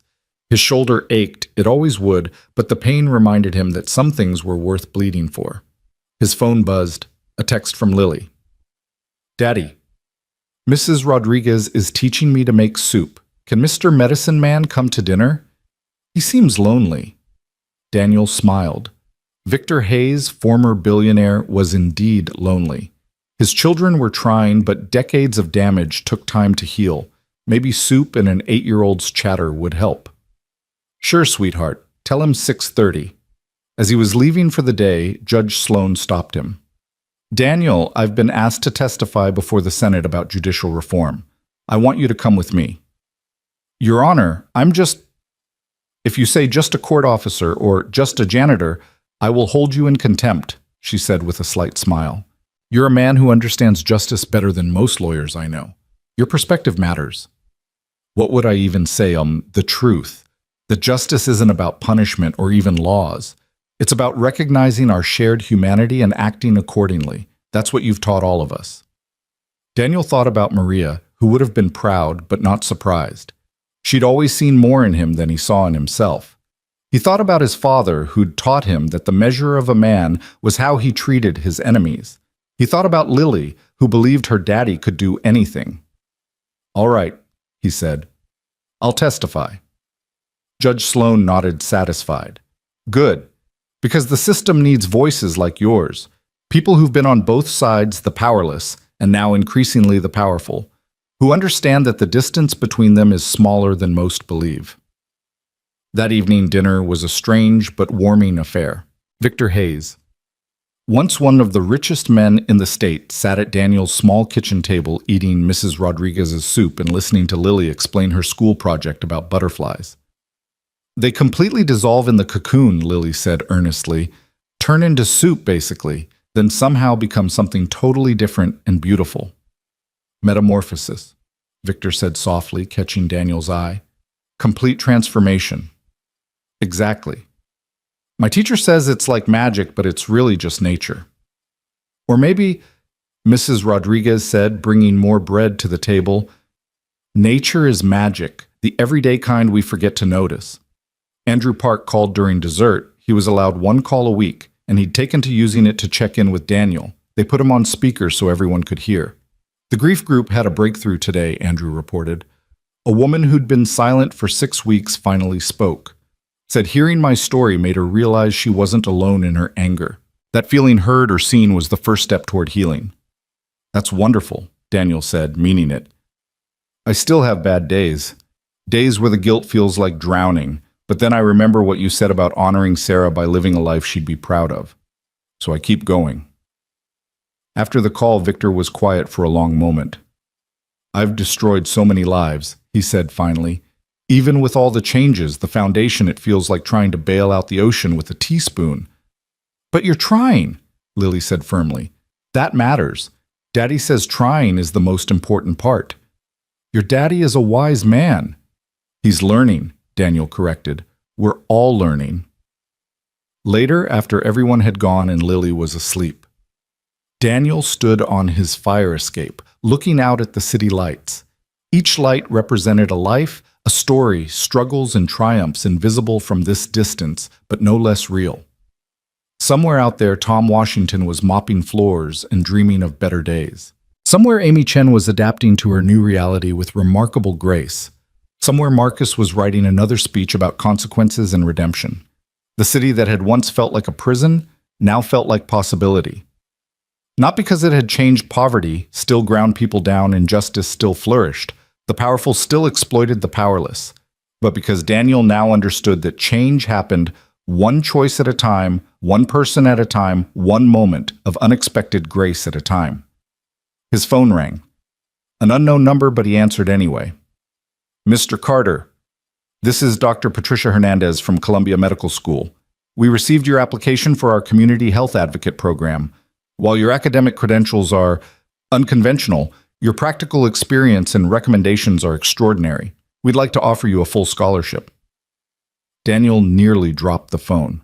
He'd applied on a whim, encouraged by Judge Sloan, and Victor never expecting anything to come of it. "Mr. Carter, are you there?" "Yes, sorry, I'm just surprised." "Don't be. Your essay about the intersection of justice and healthcare was one of the most insightful we've received. Your perspective, someone who's lived the reality of medical inequality, is exactly what our program needs." After hanging up, Daniel sat on the fire escape in stunned silence. From janitor to court officer to mediator to possibly, Dr. Healthcare Advocate. He thought of Lily's butterflies dissolving completely, only to emerge transformed. The scholarship would change everything, but Daniel couldn't bring himself to accept it immediately. He sat at his kitchen table that night staring at the acceptance letter while Lily slept peacefully in the next room. The opportunity felt too big, too impossible for someone who'd spent years invisible, cleaning up after others' lives rather than building his own. The next morning, he found Judge Sloan in her chambers earlier than usual, reviewing case files with her characteristic intensity. "Your Honor, I need advice." She looked up, noting his troubled expression. "The scholarship, you're having doubts. How did you—" "Dr. Hernandez called me for a reference. I told her she'd be foolish not to accept you." She set down her pen. "So what's the problem?" "I have a good job here, stability, benefits. Lily needs that. Lily needs a father who reaches for his dreams, not one who settles for safety." Judge Sloan's voice softened. "Daniel, I've watched you transform this courthouse. You've turned our restorative justice program into a model other districts are copying, but your impact could be so much larger. What about the program? I can't just abandon it." "You're not abandoning anything. You're evolving. Besides, the program needs to grow beyond one person, however gifted." She smiled. "I have someone in mind to train as your successor, Tom Washington." Daniel blinked in surprise. "The janitor? Former janitor. I offered him your old position yesterday. He starts training next week. You've inspired more people than you know, Daniel." That afternoon, Daniel's mediation session was interrupted by urgent news. Marcus, the teenager who'd paralyzed Amy Chen, had been attacked in juvenile detention. He was in critical condition. Daniel rushed to the hospital, finding Amy already there in her wheelchair, her parents beside her. Robert Chen's face was a mask of conflicting emotions. "We don't know why we came," Robert admitted, "after everything he did to us." "You came because you're human," Daniel said simply. "Because you've chosen to see him as human, too." Amy was staring at the ICU doors. "If he dies, does that make us even— is that justice?" "No," Daniel said firmly. "That's just more tragedy." A woman emerged from the ICU, Marcus's aunt, his only remaining family. She looked exhausted, broken. When she saw Amy, she stopped uncertain. "I'm sorry," she said, though it wasn't clear what she was apologizing for. "He's been trying so hard to change. The other kids found out he was speaking at schools about drunk driving, called him a snitch." Amy wheeled herself forward. "Can I see him?" Her parents protested, but Amy was insistent. "I need to, please." The doctors allowed it somehow, recognizing this was about more than medical protocol. Daniel accompanied them into the ICU, where Marcus lay unconscious, machines breathing for him. Amy reached out and took his hand. "You don't get to die," she said firmly. "You owe me decades of payments, remember? You owe me monthly visits. You owe those kids at schools your story. You don't get to take the easy way out." Perhaps it was coincidence, but Marcus's fingers twitched in hers. "I'm going to testify," Amy announced. "At the hearing about the attack, I'm going to tell them he's in my program, that I need him to complete it, that his rehabilitation matters to my recovery." Robert Chen stared at his daughter. "Amy, you don't owe him anything." "I'm not doing it for him. I'm doing it for me, because holding on to hate is exhausting, and I need my energy for healing. Daniel taught me that." Daniel felt the weight of unexpected influence. He'd never told Amy those words directly. She'd learned them from watching, from absorbing the philosophy of restorative justice he'd been building. Outside the ICU, Daniel found Victor Hayes in the waiting room. He'd come as soon as he heard understanding the delicate ecosystem of redemption they'd all become part of.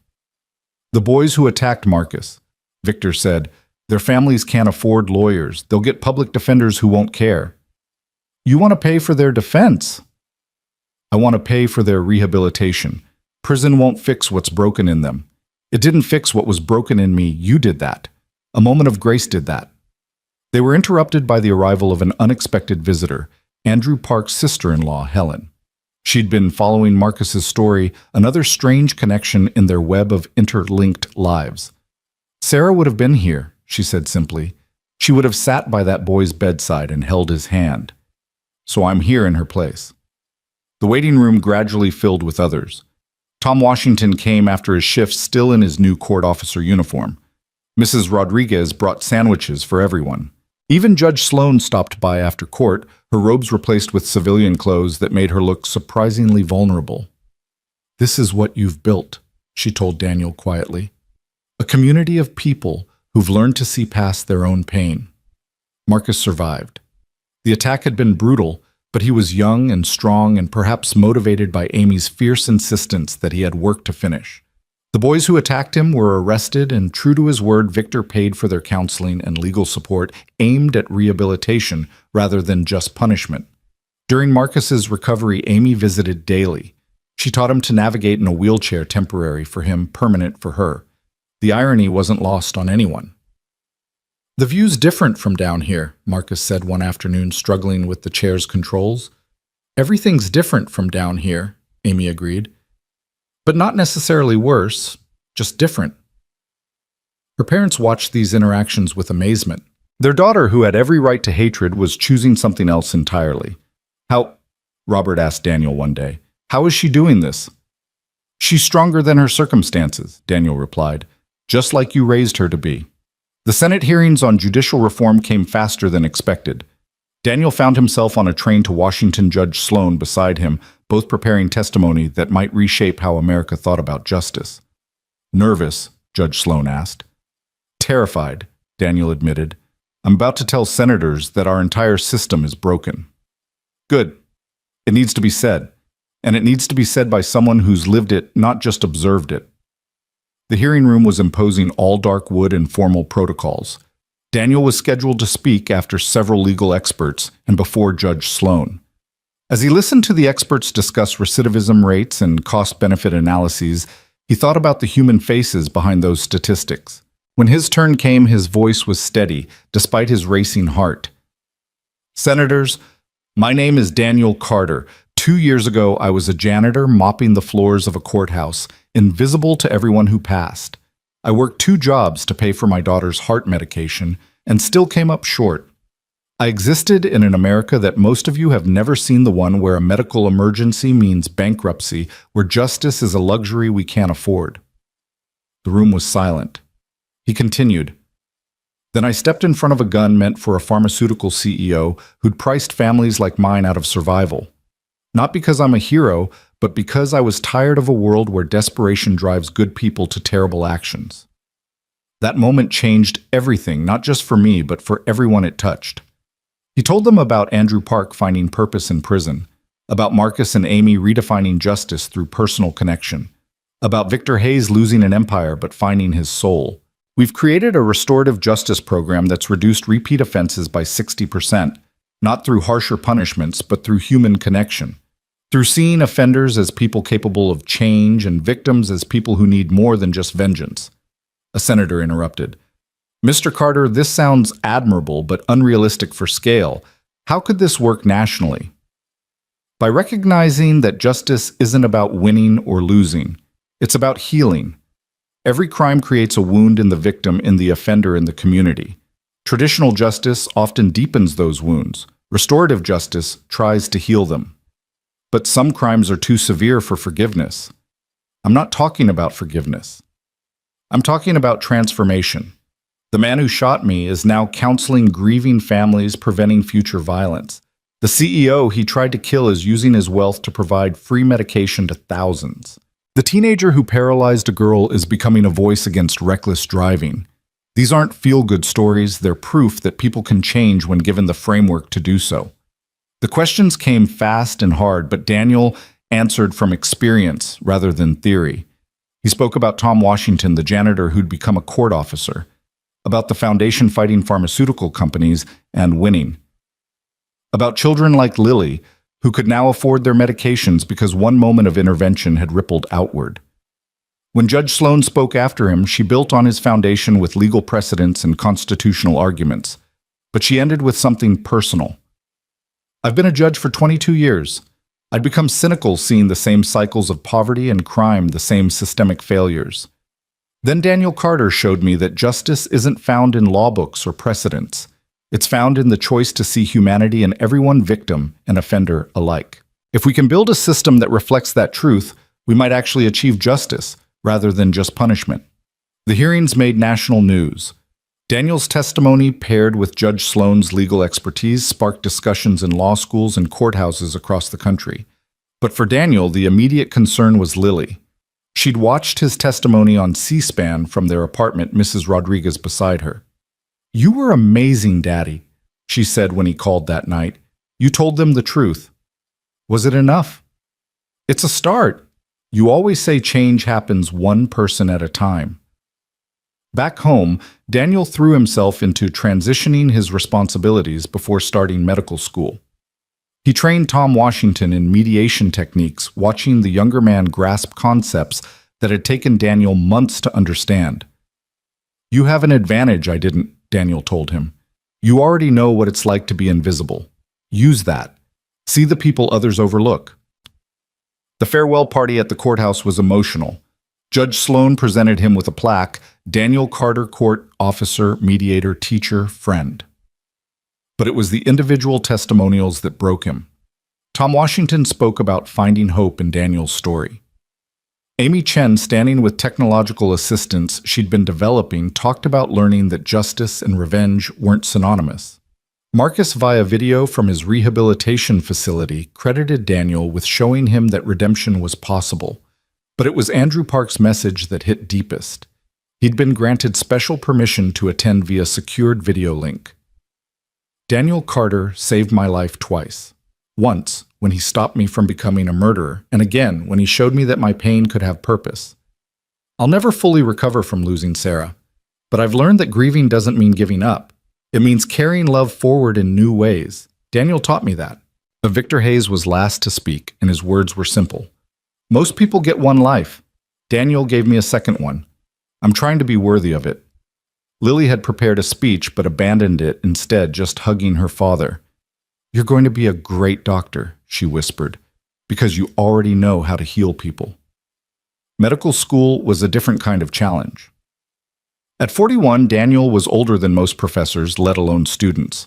His study group consisted of 20-somethings who called him Dad affectionately and came to him with life problems as often as academic ones.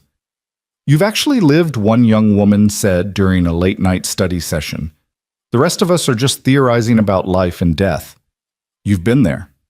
The coursework was brutal. Anatomy, biochemistry, pathology, subjects that seemed impossibly complex. But Daniel approached them the way he'd approached everything else, one step at a time, with determination and humility. His background gave him unique insights. During a medical ethics seminar, the professor posed a hypothetical: a pharmaceutical company has developed a life-saving drug but prices it beyond most people's reach. Discuss the ethical implications. His classmates debated abstracts. Daniel spoke about reality, about choosing between Lily's medication and food, about families destroyed by medical debt, about Victor Hayes' transformation from predator to philanthropist. "It's not a hypothetical for millions of Americans," he said. "It's daily reality. And until we acknowledge that we're not really practicing medicine, we're just treating the privileged." His professor, Dr. Hernandez, kept him after class. "You're going to make waves in this field, Mr. Carter. I just want to make a difference." Same thing often enough. The foundation continued to grow. Victor had recruited other reformed executives, creating a network of former pharmaceutical leaders working to undo their own damage. The Second Chances Medical Foundation had become a movement with chapters in 12 states. Daniel remained on the board, attending meetings between classes, offering ground-level perspective to policy discussions.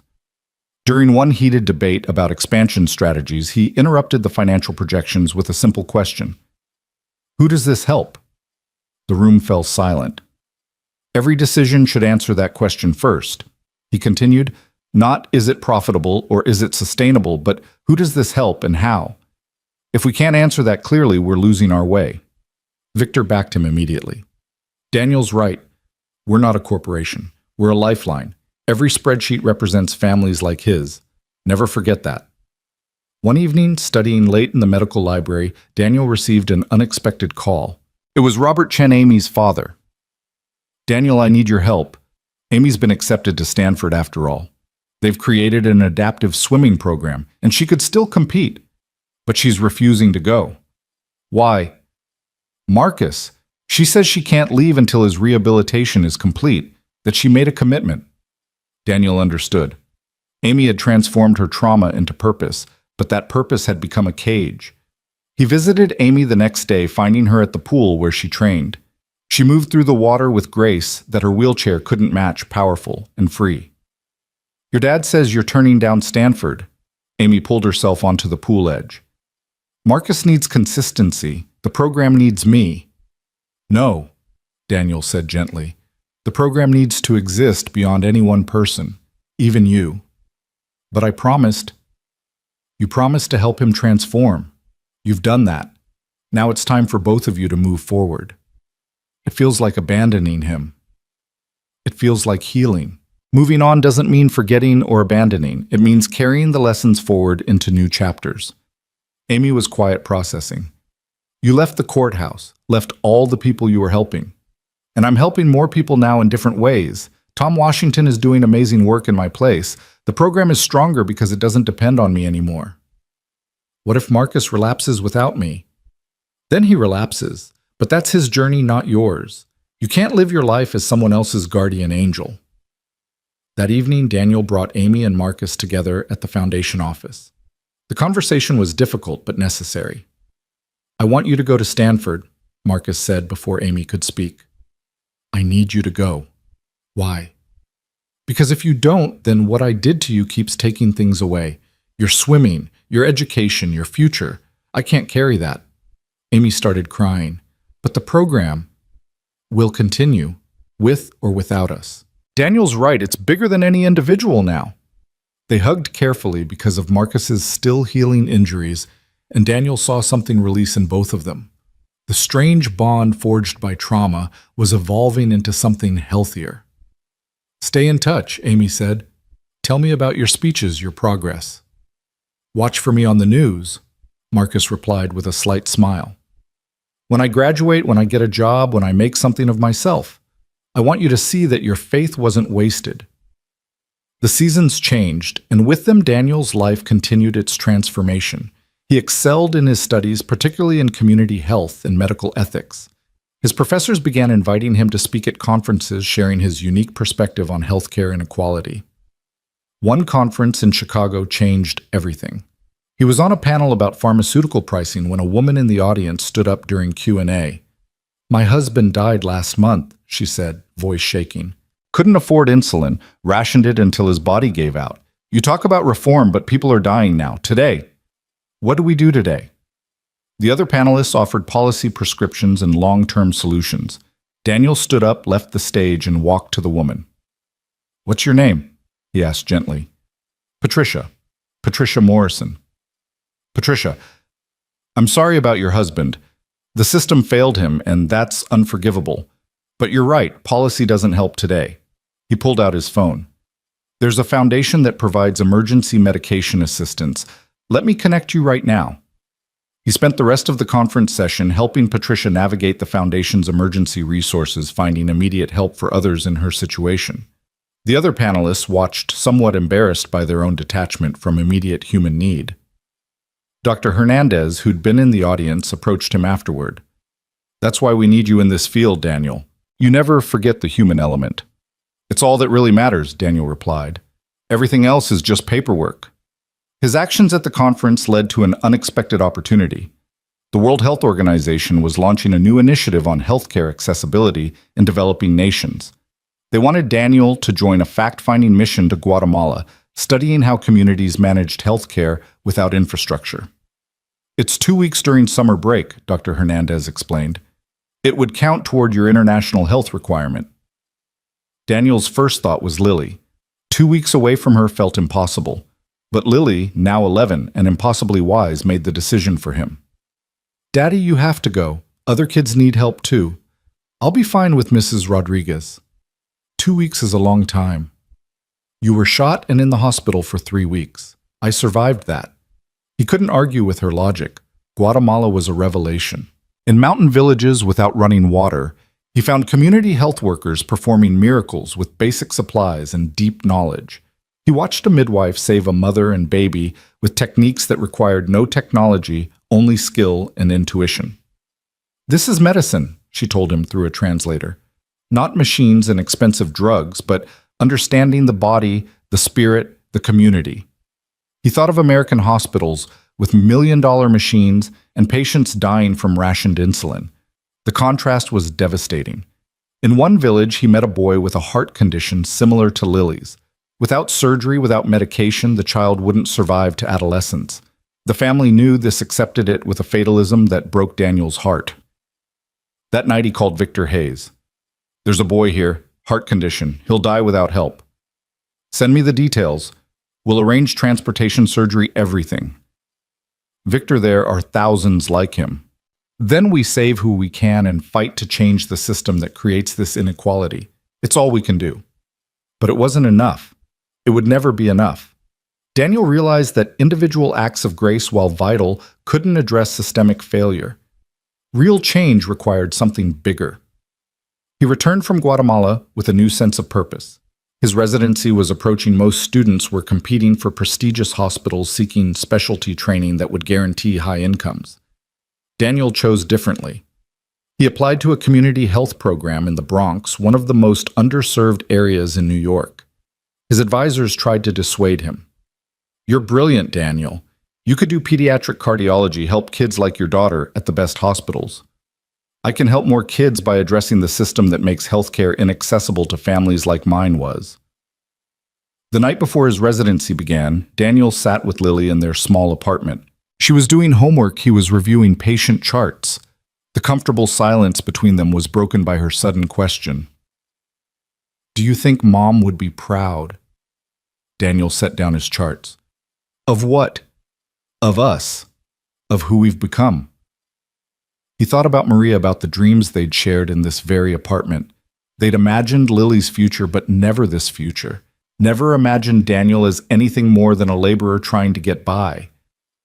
I think she'd be amazed, he said honestly, but not surprised. She always saw more in me than I saw in myself. Like how you see more in everyone else. Maybe that's her gift to us, the ability to see potential where others see problems. The Bronx Community Health Center was a world away from the gleaming hospitals where his classmates had gone.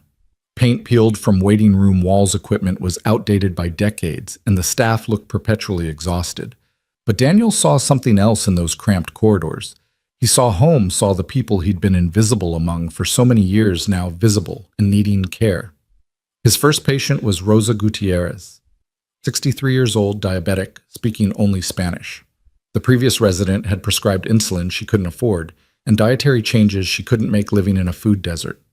Daniel sat with her for an hour using his broken Spanish and her broken English to build a bridge. No money for medicine, she said, tears in her eyes. Choose food or medicine. Always choose food for grandchildren. Daniel pulled out his phone, connected her to the Foundation's emergency program on the spot. Then he spent another hour helping her find a community garden, a food bank with fresh vegetables, a support group at the local church. Medicine was more than prescriptions. It was solving the whole problem. His supervising physician, Dr. Janet Kim, watched from the doorway. You can't spend that much time with every patient, Carter. We see 40 people a day here. Then the system needs to change. The system is what it is. We work within it, or we break it and build something better. Dr. Kim studied him with eyes that had seen too much. That idealism will burn out within 6 months. But 6 months passed, then a year, and Daniel's flame only grew brighter. He started arriving at 5 a.m. to see patients who couldn't miss work for appointments. He organized weekend clinics and housing projects, bringing medicine to people who couldn't travel. He wrote grants during his few free hours, securing funding for a mobile clinic. Lily watched her father transform medicine the way he'd transformed justice, one person at a time, one act of stubborn compassion after another. She was 14 now in high school, her heart condition stable, but always present. She'd inherited his sense of justice and her mother's fierce intelligence. "Dad, I want to help at the clinic," she announced one evening. "You have school homework. I have weekends, and I speak Spanish better than you do." She grinned. "Mrs. Rodriguez has been teaching me for years. Let me translate file papers, do something useful." Daniel wanted to protect her from the harsh realities he faced daily, but he also knew she'd already lived through harsh realities. She'd earned the right to help. That Saturday, Lily became the clinic's youngest volunteer. She translated conversations played with children in the waiting room and somehow made even the most frightened patients smile. One elderly man, after she'd helped explain his medication regimen in Spanish, called her Pequeña Ángel, little angel. "She gets that from her mother," Daniel told Dr. Kim. "No," his supervisor replied, watching Lily comfort a crying toddler. "That compassion is learned. You taught her that." The mobile clinic launched on a cold February morning. A converted RV equipped with basic diagnostic tools and medications, it was modest but revolutionary. Daniel drove it himself, parking outside homeless shelters, in church parking lots, beneath highway overpasses where the forgotten gathered. On the third day, he treated a man whose face looked familiar. It took a moment to recognize him, James Brennan, the man who'd nearly lost custody of his son in Judge Sloan's courthouse years ago. "Mr. Brennan," the man looked up ashamed. "Officer Carter. Dr. Carter now, I heard." "What happened?" Brennan's story was depressingly common. Lost his job again. Drinking, returned, family left, street became home. Classic spiral that Daniel had seen too many times. "I was doing better," Brennan said, pulling his coat tighter. 18 months sober. Then my boy got sick leukemia. Insurance wouldn't cover the experimental treatment. I started working 3 jobs, wasn't there when he needed me, wife left with him, and I just gave up.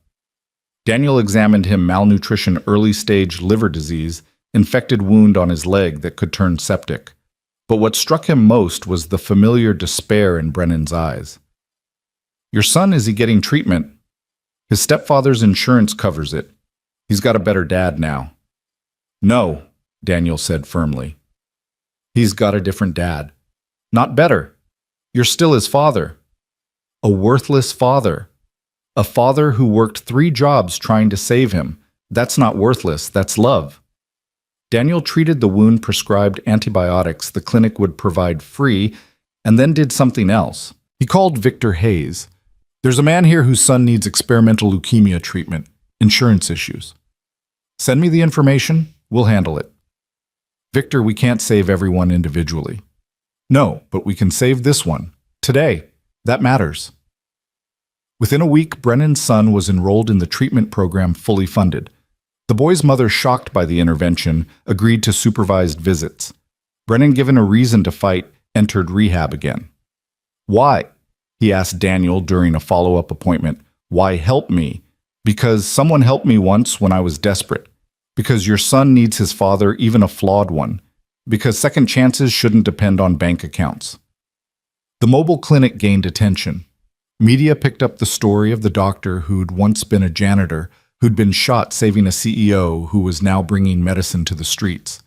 Donations poured in, enough for a second mobile unit, then a third. But with attention came opposition. Insurance companies complained about unfair competition. Some hospitals argued the mobile clinics were providing substandard care. A consortium of private practices claimed Daniel was undermining the healthcare system. The attacks became personal. Someone leaked that Lily had a heart condition, suggesting Daniel was using his position to secure preferential treatment for her. Never mind that she'd been stable for years, that her medication was paid through the foundation like thousands of others. One evening, Daniel came home to find Lily crying over her laptop. "They're saying horrible things about you online, Dad. That you're a fraud, that you're just trying to get famous." Daniel sat beside her, closing the laptop gently. "People attack what threatens them. and we're threatening a system that profits from suffering. But it's not fair. No, it's not. But remember what I've always told you, we don't do the right thing because it's easy, or because people will thank us. We do it because it's right. The next day brought worse news. The city was attempting to shut down the mobile clinics, citing regulatory violations. The violations were technicalities, paperwork issues that could normally be resolved with a fine. But someone was pushing for complete shutdown. Daniel called Judge Sloan, now retired but still influential. They're trying to destroy everything we've built. Then we fight, she said simply. I'll make some calls. You keep those clinics running. The legal battle was exhausting. Daniel spent days in court nights seeing patients weekends fighting paperwork. His residency supervisors warned him about burnout, but he couldn't stop. Too many people depended on those clinics. The breakthrough came from an unexpected source. Andrew Park, now released and working full-time with grieving families, had become an advocate for healthcare reform. He organized the families, hundreds of them, all touched by medical injustice, to protest at City Hall. Daniel Carter saved my life when I didn't deserve it, Andrew told the crowd. Now they're trying to destroy him for saving others. We won't let that happen. The protest grew. Amy Chen arrived from Stanford, walking with technological assistants she'd helped develop. Marcus came from his job as a youth counselor. Tom Washington brought court officers on their off hours. Even Victor Hayes, usually avoiding public appearances, stood with them. This isn't about one man or one program, Victor addressed the crowd. It's about deciding what kind of society we want to be. One that treats healthcare as a privilege for the wealthy, or one that recognizes it as a human right. The pressure worked. The city backed down, the clinics stayed open, and Daniel's work continued. But the victory felt hollow as he walked through the Bronx that night, seeing homeless encampments, growing addiction, ravaging communities, diseases that shouldn't exist in the richest nation on earth. His phone rang. Dr. Hernandez from Columbia. Daniel, I have a proposition. We're creating a new program, Community Medicine Institute, training doctors specifically for underserved populations, combining medical education with social justice. We want you to help design and teach it. I'm still a resident. You're already teaching us all. Make it official. Daniel thought about the young medical students who'd called him Dad, about Tom Washington now training others in restorative justice, about cycles of learning and teaching. Part-time, he said. I won't leave the clinics. We wouldn't want you to. The clinics will be our training ground. The institute launched with 15 students, all committed to serving marginalized communities. Daniel taught them medicine, but more importantly, he taught them to see. This patient isn't just diabetic, he'd say during rounds. She's diabetic because she lives in a food desert, works 2 jobs, so can't exercise, can't afford medication even with insurance. Treat the disease, but also treat the circumstances. One student, brilliant but sheltered, struggled with this approach. We're doctors, not social workers. We're healers, Daniel corrected, and you can't heal what you refuse to see. He took them to homeless camps, to prison medical wards, to neighborhoods where gunshots were background noise. Some couldn't handle it and transferred to traditional programs. But those who stayed became different kinds of doctors, warriors for health justice, rather than just practitioners. Lily, now 17, was preparing for college. Her essay topic, The Man Who Taught Me to See. She wrote about watching her father transform from invisible janitor to visible advocate, but more importantly about how he'd taught her to see the invisible, the homeless veteran. Everyone walked past the immigrant afraid to seek care, the child hiding bruises. My father once told me that heroes aren't fearless, she wrote. They're people who see another's pain and decide it matters as much as their own. He stepped in front of a gun to save someone who'd hurt families like ours. That act of grace rippled outward, creating waves of change that continue to grow. But the real heroism came in the daily choice to keep seeing, keep caring, keep fighting for those society prefers to ignore. She was accepted to Harvard on a full scholarship, planning to study public health and law. The night the acceptance came, Daniel found himself crying, not from sadness at her leaving, but from pride at who she'd become. You know what you've given me? Lily asked, sitting beside him. An example of what not to do, he tried to joke through tears. A legacy. Everywhere I go, I'll carry your lesson that everyone deserves to be seen, to be helped, to be valued. That's worth more than any inheritance. The graduation ceremony for Daniel's first class at the Community Medicine Institute coincided with a milestone. The mobile clinics had treated their 100,000th patient. Media coverage was extensive, but Daniel avoided most of it, uncomfortable with being portrayed as some kind of saint. "You're not a saint," Victor told him at the celebration. "You're something more important, proof that ordinary people can create extraordinary change." Andrew Park, now running a national network of grief support groups, agreed. "Saints are born special. You chose to become who you are. That's more inspiring." Even Marcus, who'd graduated college and was applying to law school wanting to become a public defender, weighed in. "You showed us that our worst moments don't define us, that we can choose to transform pain into purpose." But it was Judge Sloan, now in her 70s, but still sharp, who perhaps understood best. "You've created a new kind of justice, Daniel. Not legal justice, human justice. The recognition that we're all connected, all responsible for each other." That night, Daniel walked through the Bronx alone, thinking about the journey from that desperate morning when he'd calculated impossible bills to now. The problems hadn't disappeared. Poverty still crushed spirits. Illness still destroyed families. The system still favored wealth over worth. But something had shifted. In the courthouse, where he'd been invisible, Tom Washington now ran a restorative justice program that had become a national model. Where Andrew Park had pulled a gun in desperate rage, families now found support and healing. Where Victor Hayes had built an empire on suffering, a foundation now provided hope to thousands. And in a small apartment in the Bronx, a janitor's daughter was preparing to continue the fight, in her own way, carrying forward lessons learned from a father who'd chosen to see humanity where others saw problems. Daniel's phone buzzed with a text from Lily. "Dad, watching the news about the clinics. They're calling you a hero again." He texted back, "Heroes are just people who make different choices. Anyone can be one." "Not anyone would have made your choices. Anyone can start making them now." He thought about his father's words so many years ago: "The measure of a man isn't in how he treats his friends, but how he treats his enemies." He'd learned it went deeper. The measure was in how you treated those who couldn't help you, couldn't repay, you couldn't even thank you. A homeless woman approached, recognizing him from the clinic. "Doc Carter." "My insulin, it's working. Sugar's been stable for a month." "That's wonderful, Patricia. Keep taking it regularly. You remember my name?" "Everyone deserves to have their name remembered." She smiled, gap-toothed but genuine. "You saved my life." "You saved your own life by seeking help. I just made the medicine available." After she left, Daniel stood under the streetlight thinking about cycles.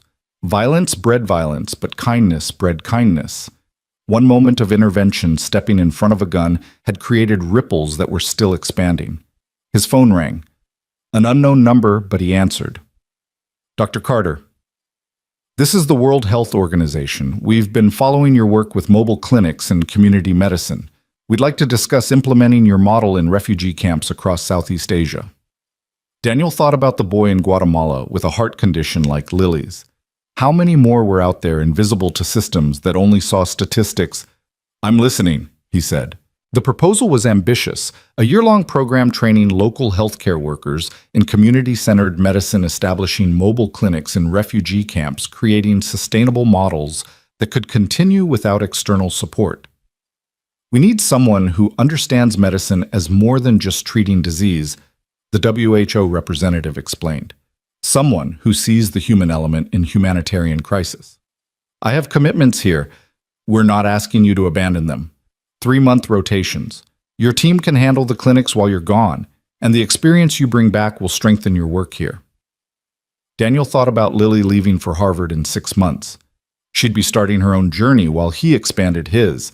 That evening he discussed it with her over dinner, their tradition of Chinese takeout continuing despite everything that had changed. "You have to do it, Dad," she said immediately. "Think how many people you could help." 3 months is a long time to be away. "I'll be at college anyway, and imagine my dad saving the world." She grinned. "Well, more of the world. I'm not saving anything, just trying to help where I can. That's all any of us can do." The news of Daniel's WHO appointment sparked another media cycle, but also something more valuable inspired others to act. Medical students started choosing community health residencies in record numbers. The mobile clinic model was replicated in 20 cities. The Community Medicine Institute received funding to expand nationally. At his farewell gathering before the first WHO rotation, the room was packed with faces from every chapter of his journey. Judge Sloan, now walking with a cane, but spirit undimmed. Tom Washington, who'd become director of the courthouse's restorative justice program. Amy Chen, who'd graduated Stanford and was working on adaptive technologies for disabled athletes. Marcus accepted to law school determined to defend those who couldn't afford justice. Andrew Park, whose grief counseling network had helped thousands find purpose in pain. And Victor Hayes, who'd lost a fortune but gained something immeasurable: redemption. "I want to say something," Victor announced, commanding attention as he once had in boardrooms. "Daniel Carter saved my life, but more importantly, he saved my soul. He showed me that wealth means nothing if it's built on others' suffering. That power is only valuable when used to lift others up. Every life my foundation saves, every family that receives medication they couldn't afford, that's Daniel's true legacy." Andrew Park spoke next. "I tried to commit murder because grief drove me insane. Daniel stopped me, forgave me, then helped me transform that grief into purpose. I've counseled hundreds of people on the edge of violence. Every one I pull back from that edge is because he pulled me back first." Amy Chen stood carefully, her technological assist almost invisible now. "People see me walking and think technology saved me.